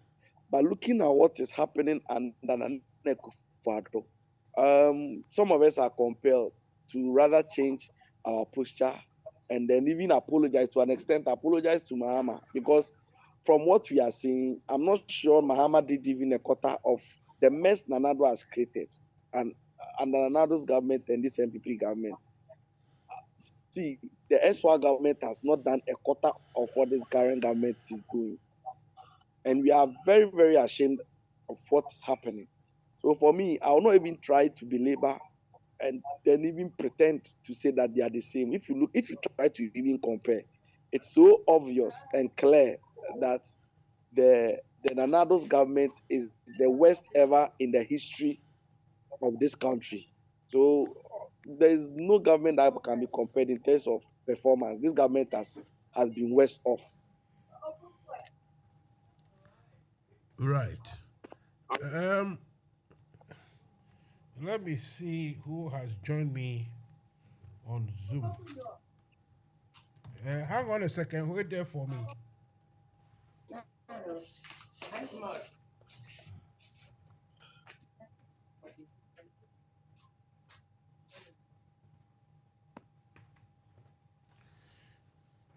Hello, anyone on Zoom?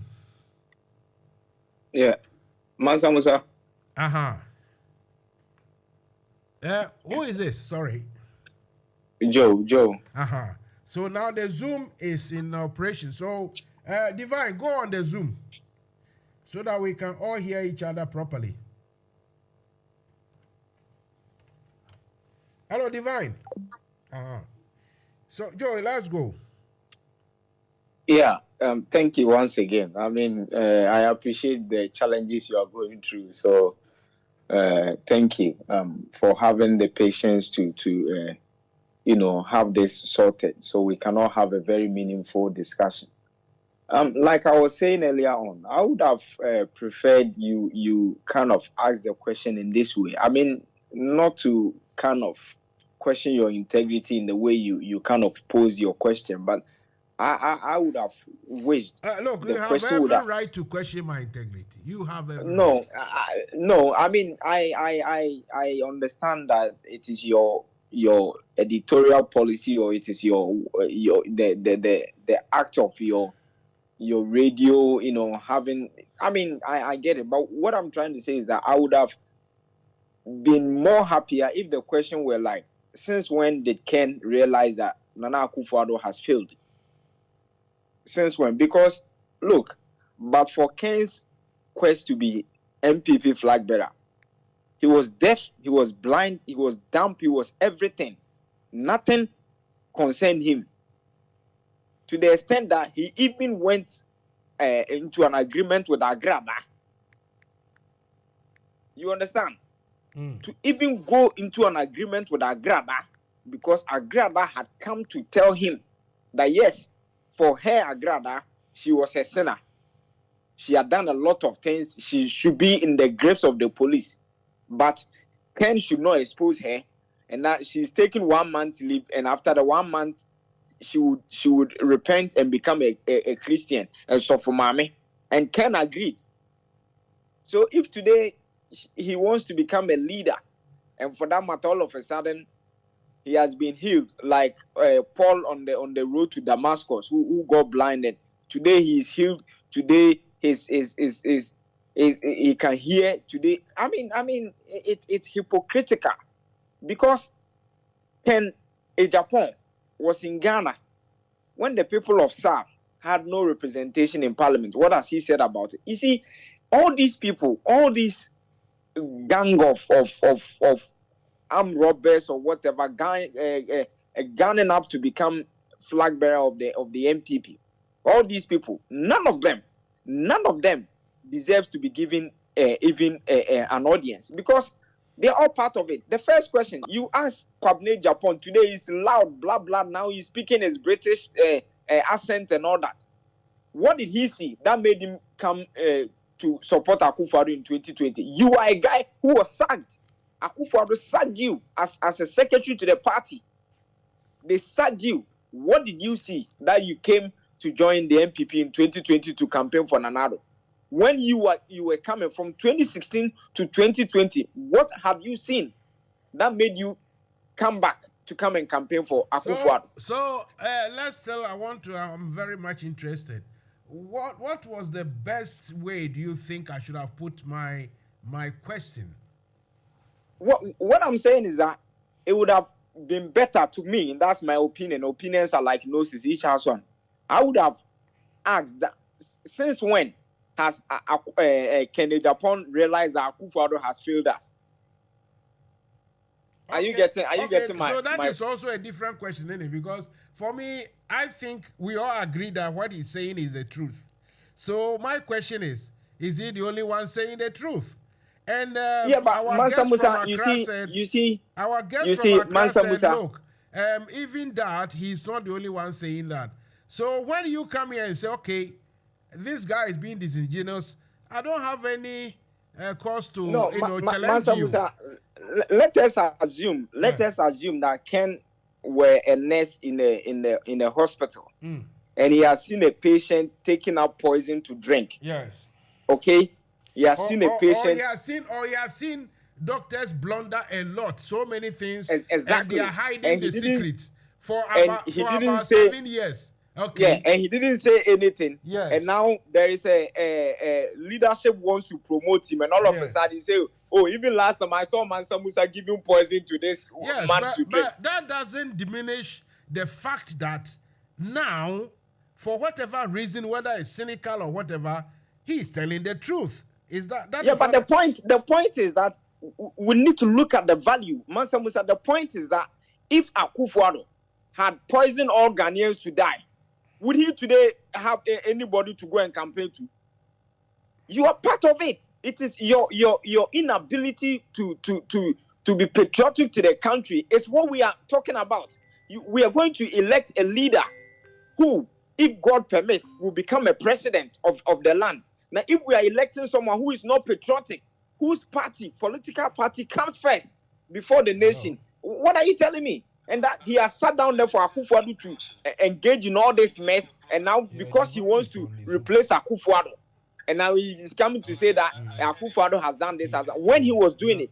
This is why I've always said, Mansa Musa, I have always said, look, when I am your friend or when you are my friend, and you do bad things, and I'm unable to say those bad things, unless at a time when you and I have a disengagement or disagreement, that is when I go out saying that, oh, even Mansa Musa, he was doing rituals. Mansa Musa, he had a snake in his house. That is stupidity at the highest level. Because if I knew Mansa Musa was evil, why did I work with Mansa Musa in the first place? If I knew Mansa Musa was this, why did I not tell the world in the first place? Why did I have to wait? If Mansa Musa had killed all his family members, he would have done that. You know what we are going to do? Since Divine is here and is representing the PPP, we'll give him the chance to explain himself. Then you and myself, we can question him, so that he will tell us what they are going to do, what they are going to do differently, which will, benefit Ghana. What is it that they've got that others don't have? We have to ask him those questions. And for the two of you, Mr. Kit Yosin says he's saying hello to Kit Yosin, is the PPP chairman in UK here. The other time I asked Kit Yosin how many people they have, whether they have more than 5 people in UK. And he said I was being ridiculous. They have plenty. I don't know, Joe, have you met any PPP person apart from Kit Yosin here in Leeds, anywhere? Yeah, Mansa Musa, let me also acknowledge Mr. Kit Yosin. In fact, Mr. Kit Yosin had approached me at one point, and I think I thank him very well for that recognition. He had approached me, asking me to become a member or to kind of not like a member of I see. So he wanted to poach you. Yeah, in one way or the other, but then I think it all boils down to all of us coming together to save Mother Ghana. So I'm grateful that he saw something good in me and he approached me. But I think I couldn't kind of extend that same level of enthusiasm to him because I felt it is not time for a third force now. Ghana doesn't need a third force at this moment because I've always said, the evil one is chasing you. You have no time to say, I'm going to pack my things in my bag and take that honeymoon kind of period.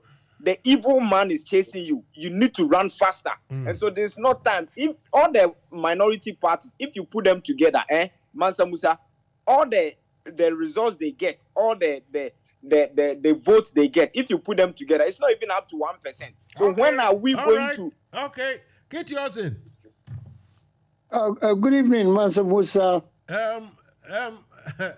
Last time I asked you, and now Joe is saying you wanted to poach him, and he dumped you. You see, why is everyone not coming on board? No. You see what is happening in Ghana is everybody is watching in silence. We are observers that the MPP have messed themselves big time. Even Jesus Christ is a witness. They have nowhere to run. Kennedy Japan himself says these people, they can't even, they have failed their promises in 2016. Kennedy Japan said it. It's not me saying it.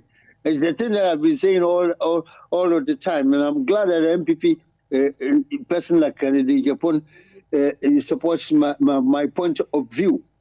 But it gets us to another level where Divine Nkrumah has said to you and Ghanaians who are listening today that we are the next stage of group of people who want to come in for 2024 general elections. We are quiet before because we are planning. That's why I keep telling you that careful planning shall prevent pathetic performance that is being done by the MPP. They have no plan anymore. If your minister has got millions and millions of dollars inside and she's not an armed robber and she's not a drug dealer, then what is she?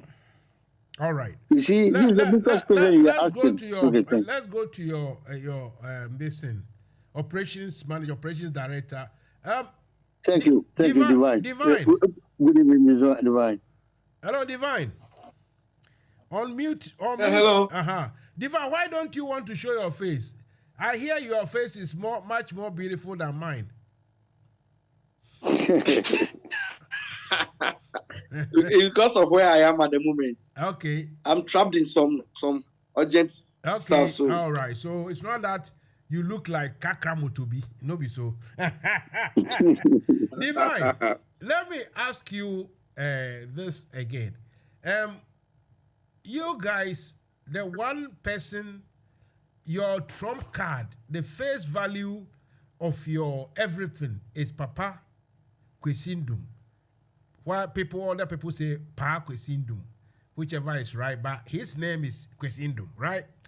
He is your trump card. Now that he is, in my view, dallying. In my view, now that he's not playing ball. In my view, now that he's almost chickening out, you guys have no chance, have you? Well, I am happy you said it's your view. So your view in this matter doesn't matter so much. It's negligible. Yeah. My view can be ignored. Yeah. It's your view. You see, the party, the PPP, is not made up of ghosts. It's made up of individuals like myself, like Mr. Ketiosen, and so many other people who believe in progressive ideas, who are progressive-minded, and believe that the time has come for Ghana, our nation, to be rescued from these bad leaders and bad people taking advantage of us and all of that. So we have so many other people who are competent and qualified to lead the party. So as we speak now, we have people like Nano Fori, Bridget Jobonuku, and other people. They can't lead the party. And even me that I'm talking to you, excuse me to say, I'm not a ghost. I can also lead the party. So there are people who have the competence, who have the requisite skills to lead the party to the promised land. And Dr. Indum is just one person. He has played his part, he continues to play his part. But the ideology of the party goes beyond any individual. It is the ideas, it is the ideology and the dogma that is the bedrock of the party. And so that is what you should be talking about. It doesn't matter who leads the party. If the idea we are talking about, the ideas we are talking about or preferring are substantial and significant enough, then it means that if we have any good person or competent person as a leader of the party, we will be able to deliver on those promises and ideas. So let's talk about ideas at the moment. Okay. The ideas that we let me espouse ask you about ideas or ideals. What is it that you have got that is different or better from what the CPP has? Well, you are asking me about the PPP policies. So, if I should try to answer this question, I'm sure it's going to take us the whole day, because we have enormous policies and ideas, ideals that we believe can save this country from the mess that have been created by the MPP and the NDC. And it's cut across. For instance, we have our 10-point agenda where we have highlighted some few items like the fact that we should decouple the office of the Attorney General from the Ministry of Justice. And so we believe that if we do that, we'll be able to fight corruption and to mitigate any attempt by any government official to try to divert public resources. Because you see, in the current dispensation and what we are practicing now, if any government official offense, it will be difficult for the Attorney General to prosecute such a person because they are all colleagues in the same basket. But if we should be able to decouple the two, it means that we will have one that will represent the executive, and one which is the Attorney General that will represent the interest of the masses, of the people.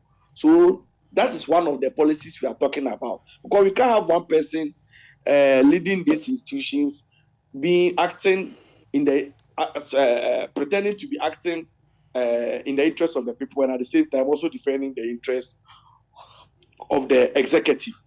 We are also talking about the fact that we should allow Ghanaians, we should give Ghanaians opportunity to elect their own MDCs and people to lead. If Ghanaians have their own minds to elect the president, to elect parliamentary candidates, or to elect MPs, why can't we give them the same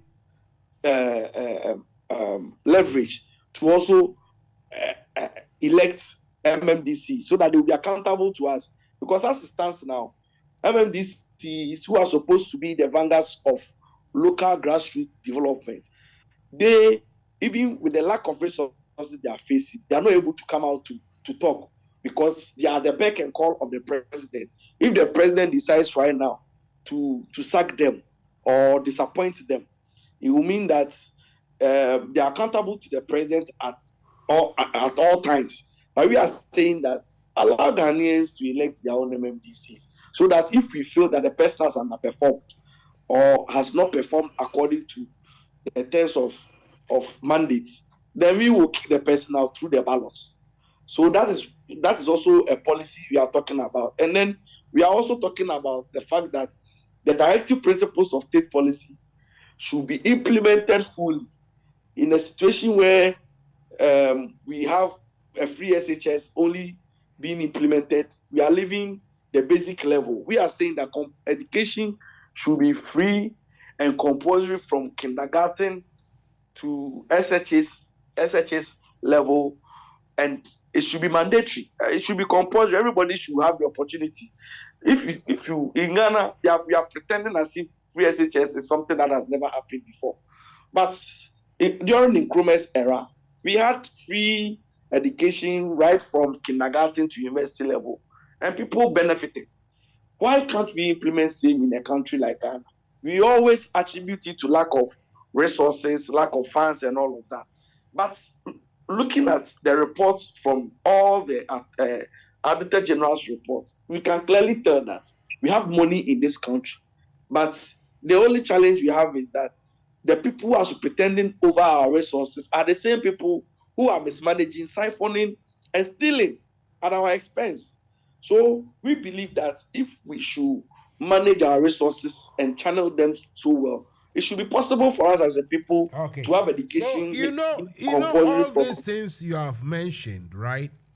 The reason why I ask you the question, I put the question that way is that what have you got that is better or different from CPP?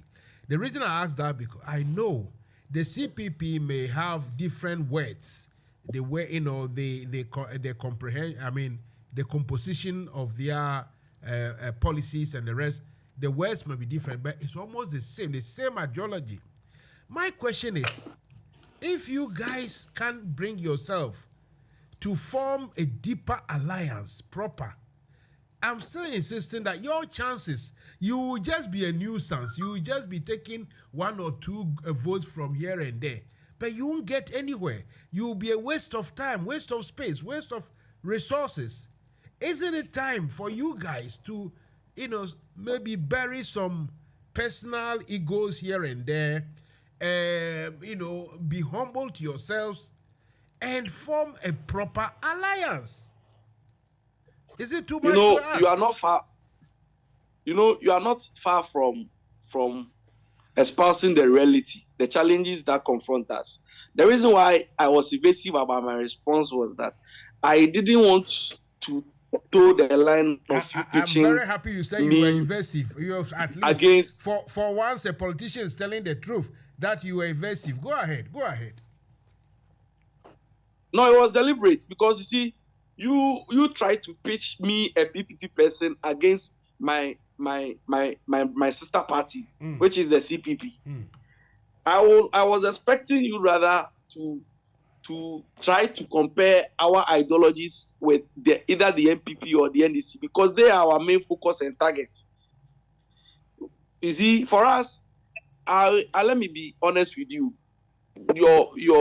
Your suggestion that we should come together to create a more formidable platform and a political party to face the MPP and the NDC is a laudable one. And we all agree. I'm not in this concurrence. But like I told you earlier on, we are having a discussion on how we will form that kind of synergy, that kind of merger or unity pact between our parties. So we haven't deviated at all. We are still on it. But I told you, it's just about the approach and the strategies, and that is what is becoming a hurdle for us. But I'm sure when we get there, we will jump that hurdle. We will cross the road. On and that very point, let me bring Joe in. The reason why, you see, I keep mentioning CPP is because for me, I think, I'm not CPP, but I'm more in Nkrumah, seriously. I think when in terms of exposure, the CPP is more potent, has more political value in terms of knowledge of the people. At least the people that can hand over the history, they are more inclined with CPP than PPP. So I would have thought anything that would be geared towards making sure that you people come together and even allow the CPP to run the show would have been better. But that is me. Joe, if you are listening... I don't disagree. Okay. Joe, do you have any question for the man in Accra, in Ghana, the PPP? No, not really. The only thing you is have that to. I want you to question him because you are also in Nkrumah, and I don't want you to just give commentary. He is the guest, and he is so please. If you don't have anything, fine. I will go on to ask the questions. The only thing I'll probably, maybe if you have something to say, I feel, I mean, with all due respect, Kusindum is my fellow, my big, Absunian. I'm an Absunian, and he is an Absunian as well. So I respect him for that. What is but that? I What feel is that? Yeah, that's Augustine's Past Student Union. St. Augustine's College. So that one, So, all these titles and names, and they say Commonwealth and what is it? Vanda. And Vandals. All these rubbish titles. Does it bring food to the table? No, Mansa Musa, this is what makes us unique. No, Mansa Musa, that cannot be part of our problem.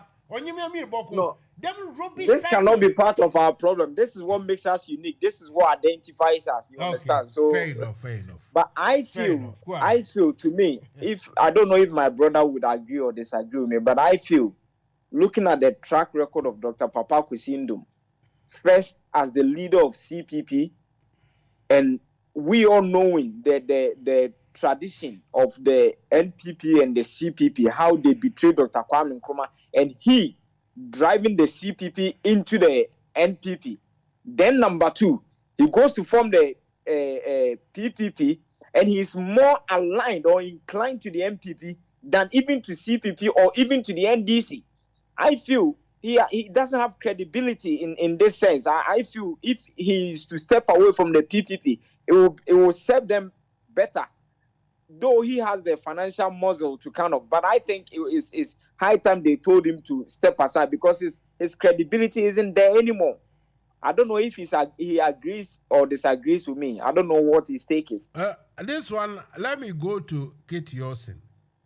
Before I go to Kate Yosin, the announcement is that I've just seen that Manchester City has won the Super Cup or something. The scores full time was 1-1. They played penalties. Manchester City have scored their 5 goals. Sevilla scored 4. So the last ball for Sevilla hit the bar.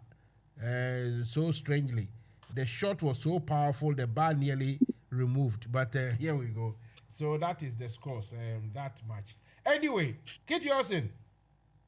Officer, I'm here. Yes, the accusation that this our brother Joe has put across is very powerful, and that it is rather Papa Kwesindum who is creating more problems. So perhaps if he is now sitting low, if he's now lying low, I think it's better for you, the PPP. Oh man, you think we are wrong? Yeah, I believe it's wrong. In the sense that before Dr. Papa Kwesindom left the CPP, I wrote to Ivor Green Street, I wrote to Samia Yaba Nkrumah, and I wrote to Dr. Papa Kwesindom because of the information that was out in the media. And that was the year 2011. Because Samia had unfortunately made a statement, Indom can get away with this nonsense.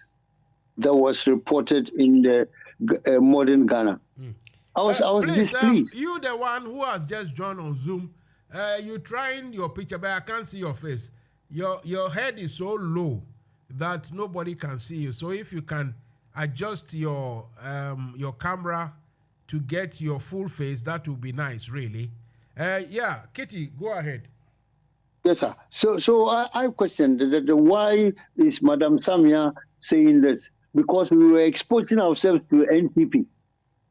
And naturally, there was some displeasure within the party. That's why Samia, out of anger, also came out with that. And that led to Dr. Indom leaving the CPP. The reason he left was that we were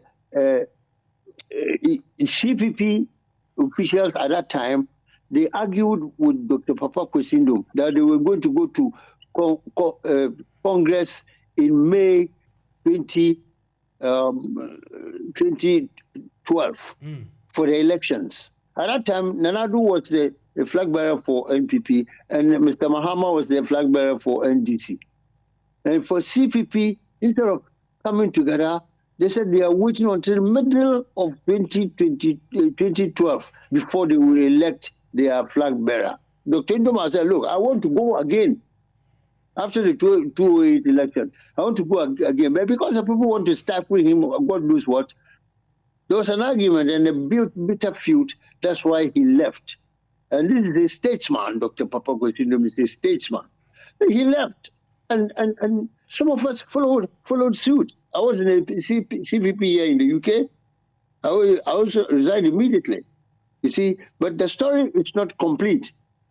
It's not complete because look at the treatment they gave to Kwesindom for 2016 general elections after that, and running towards 2020 general election. What happened? The man has 300 branches of banks in the whole Ghana, all the regions. As for those things, Mr. Kitty, let's put that one aside first. I want us to talk about the politics, his influence, or let's say his effect on what is going on. Because, if people put away the personal, I would say, ego or the personal ambitions, and rather, relied on their interest of their belief in their own, or in the ideology of their parties, then it would have been easier and better for things to move on. But it looks as if the personalities are so strong, the ego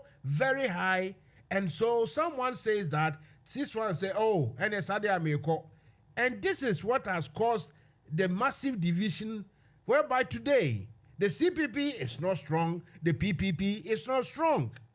Where do we go from here? Oh, thank you, brother. That's why I was just giving a clear point. So at the end of the day, what happened was one Indom had left, and the rest of CPP is there, and other smaller parties have been around. We know all these things. But what they did against Dr. Papa Kwesindom is to stifle his businesses, which you know, I know, Divine knows, everybody knows in Ghana. And the man is a statesman who was helping, employing tens of thousands of Ghanaians. You stifle this man as the current administration, and now you are talking about the employment opportunities for people. Which employment? You sacked over thousands and thousands of bank workers, Dr. Indom's businesses and all that. These are all part of the story. But we, the smaller parties, we are coming together. The alliance is coming. We have not even got to the end of this year. We are thinking of Christmas next year, general elections. Excuse me, which is a bit of a nonsense on the part of the current administration, current government, and even the NDC. We are not yet in 2024. They started planning for 2024 December general elections when they have critical issues to be addressed in Accra, Kumasi, Tamale, and Takoradi. That's what we are talking about. PPP. We are very quietly planning. We cannot tell you everything. Divine cannot tell you all our secrets now. I'm not going to say all our secrets right now. But at least when we come towards Christmas and we come into January, you see what's happening. We are all talking together. PNC, CPP, Ghana Union Movement, Progressive People's Party. We are talking. Okay. But that's as far as we can go. I should have finished at 10 o'clock. But because of the technical problems, I will finish at 10:30. So we have about 14 minutes more. Let me ask you this in a quick, I want a simple answer. Now, your PPP, who do you think, is it that answer of, it's a democratic process, so anyone who wants to be the leader should, look, I want your personal view. Who do you think is popular enough, positive enough, potent enough? Who do you think has got a charisma to lead your party? Oh, good question. We coming together has been a slow process. PNC agreed, CPP agreed, Progressive People's Party agreed, but later on when we came to ratify situations, CPP was holding back a bit. We are still waiting on them. So when we meet together, when we align ourselves together, come into common alliance, we shall select the best of us. That's what it is, of our candidates. And I can assure you, we see Kwesindom's face there. You will see Kwesindom's name there. We will select one of us to be the leader. But that we haven't got problem at all. Madam Sapon Kuma there is we PPP, we know. Other people are there. Kwesindom is also there. But the time has not come. That's why we are quiet. But let's wait until the next 5 months. You will see our leader. All right. And even Mansa Musa, you will campaign for the alliance. That's where we are going to go. Are you? After United Party was made up of 5 political parties. UP, which is now NPP. They are made up of 5 political parties coming together. 5 political parties. So there's nothing wrong with PPP, CPP, PNC, HDP, and all that coming together. We are going to repeat the history of Ghana. Okay. I say hello to Mr. Divine Nkrumah. Yeah.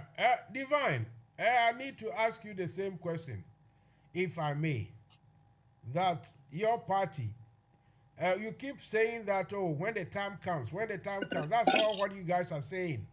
But, we are in August. Very soon, December, then a full 12 months.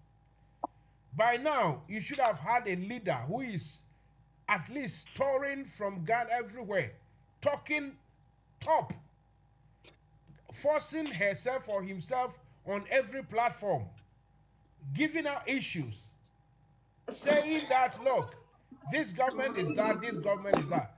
up till now, you the PPP, you keep saying that you want to be part of the forum, but you are so mute. You are so, no one hears of you. There is no representation. There is no face, a popular face, a charismatic face leading you. And we, like I said, just about how many? 4 or 5 months, then another 12 months. I mean, time is far gone already. Maybe you think I'm wrong, but by now, you should have a leader who is actually, how do we call it? I mean, raising the stakes. Everybody should be talking, hey, Charlie, the PPP guy, hey, Charlie, the guy is intelligent too. Hey, the guy there, you know, be small. You know, there's nothing coming from you people.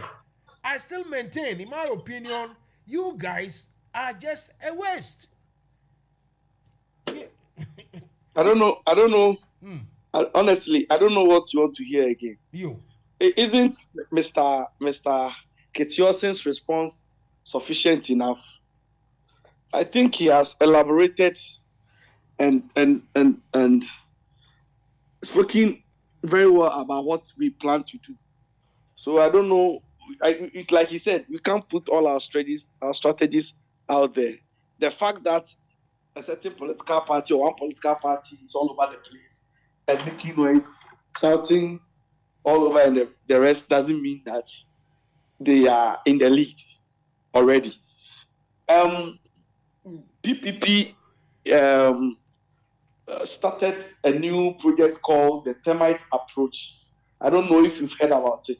The what? There is a new the termite approach. And I understand the termite in its literal form, but what does it mean in politics? What approach is that? So you see, we have a history. The party has come a long way and is coming from somewhere.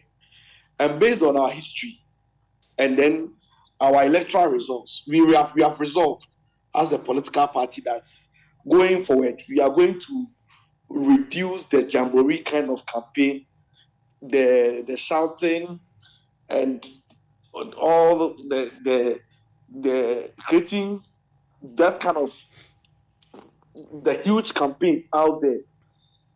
What right now we are focusing on is to have a silent mode of campaign where we will rather not be engaging in talk here and there, so much noise and then publicity, but we want to do grassroots underground campaign, the form of campaign where you will see us. That is the termite approach. Yes, we are going to every ghetto, we are visiting every school, going to campuses, villages, and we are not making noise because we are doing room to room, house to house, boy to boy, girlfriend to girlfriend, and that one we want to take people by surprise. So you wake up one day and then PPP or the Nkrumah's font will be all over the place, and that will be the surprise you want to give to Ghanaians now.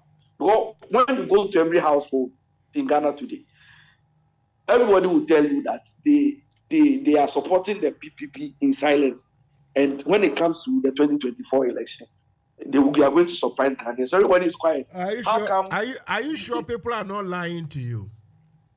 They are not lying. You know why they are not lying? Why? Because even when you get on the streets right now to try to even talk to Ghanaians, many people are trying to delink themselves from the MPP or even most of the time the NDC. You know why?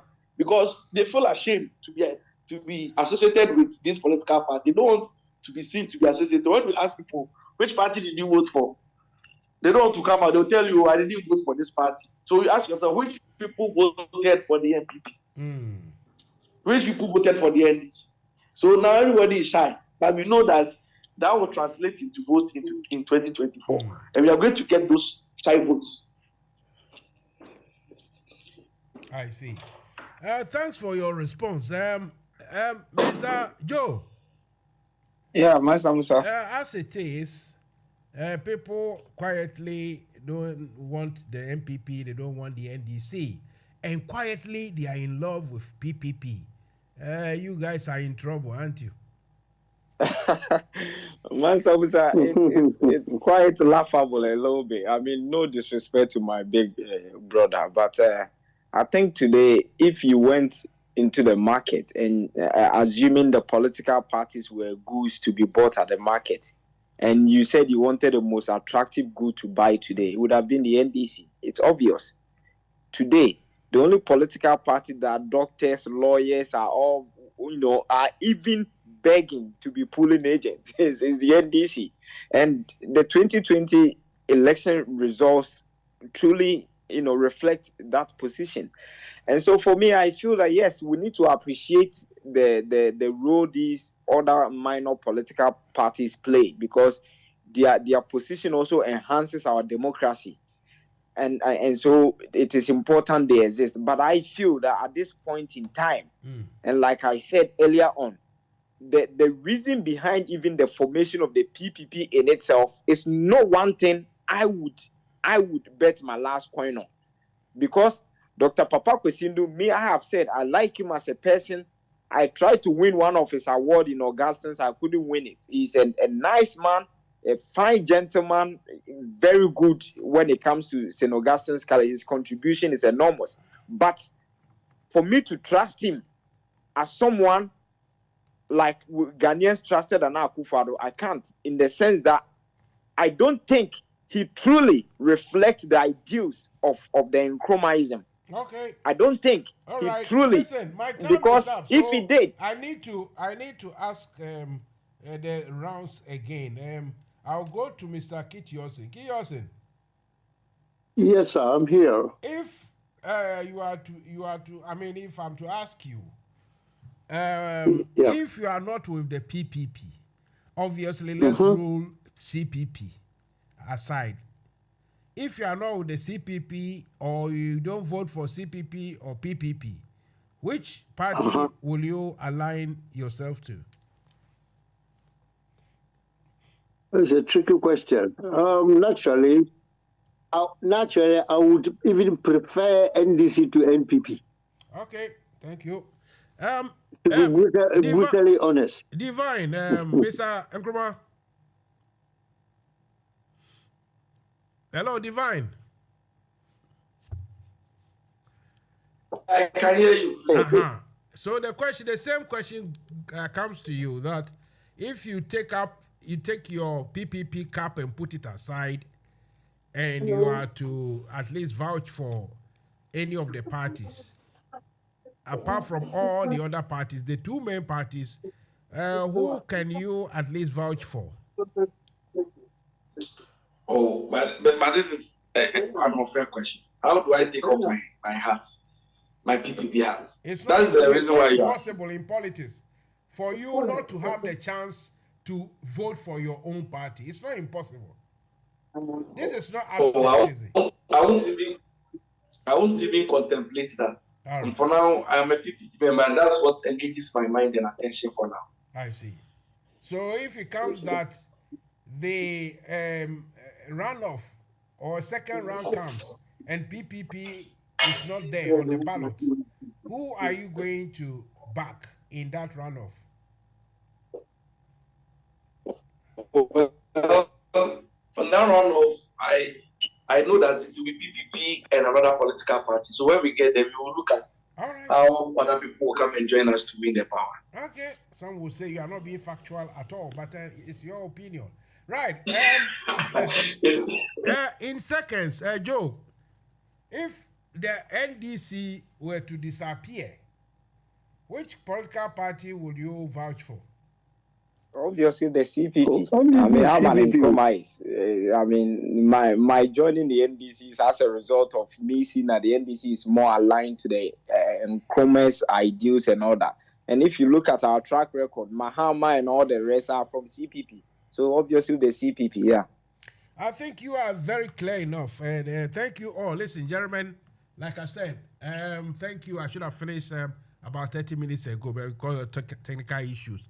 Hopefully this won't be the last one. You, the PPP people, I wish you all the best in all your endeavors.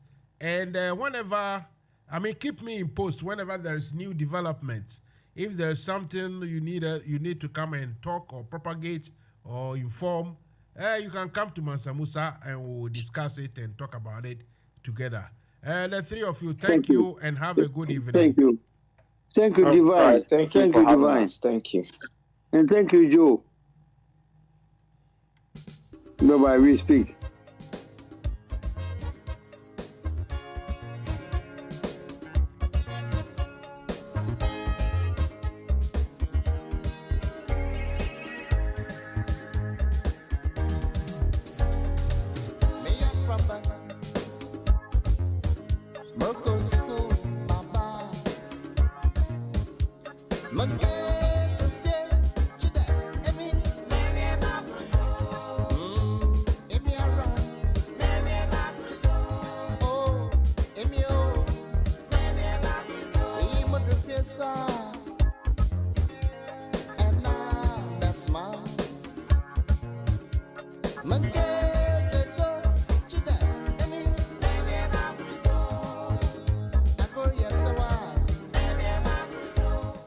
So this is where we bring the curtains down. It's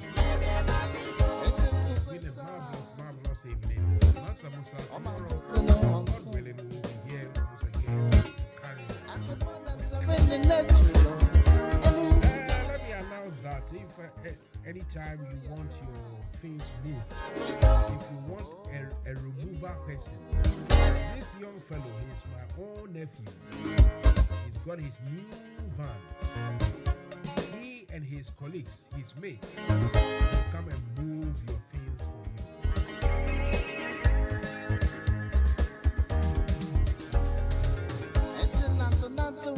The name is Nana K. Nana K.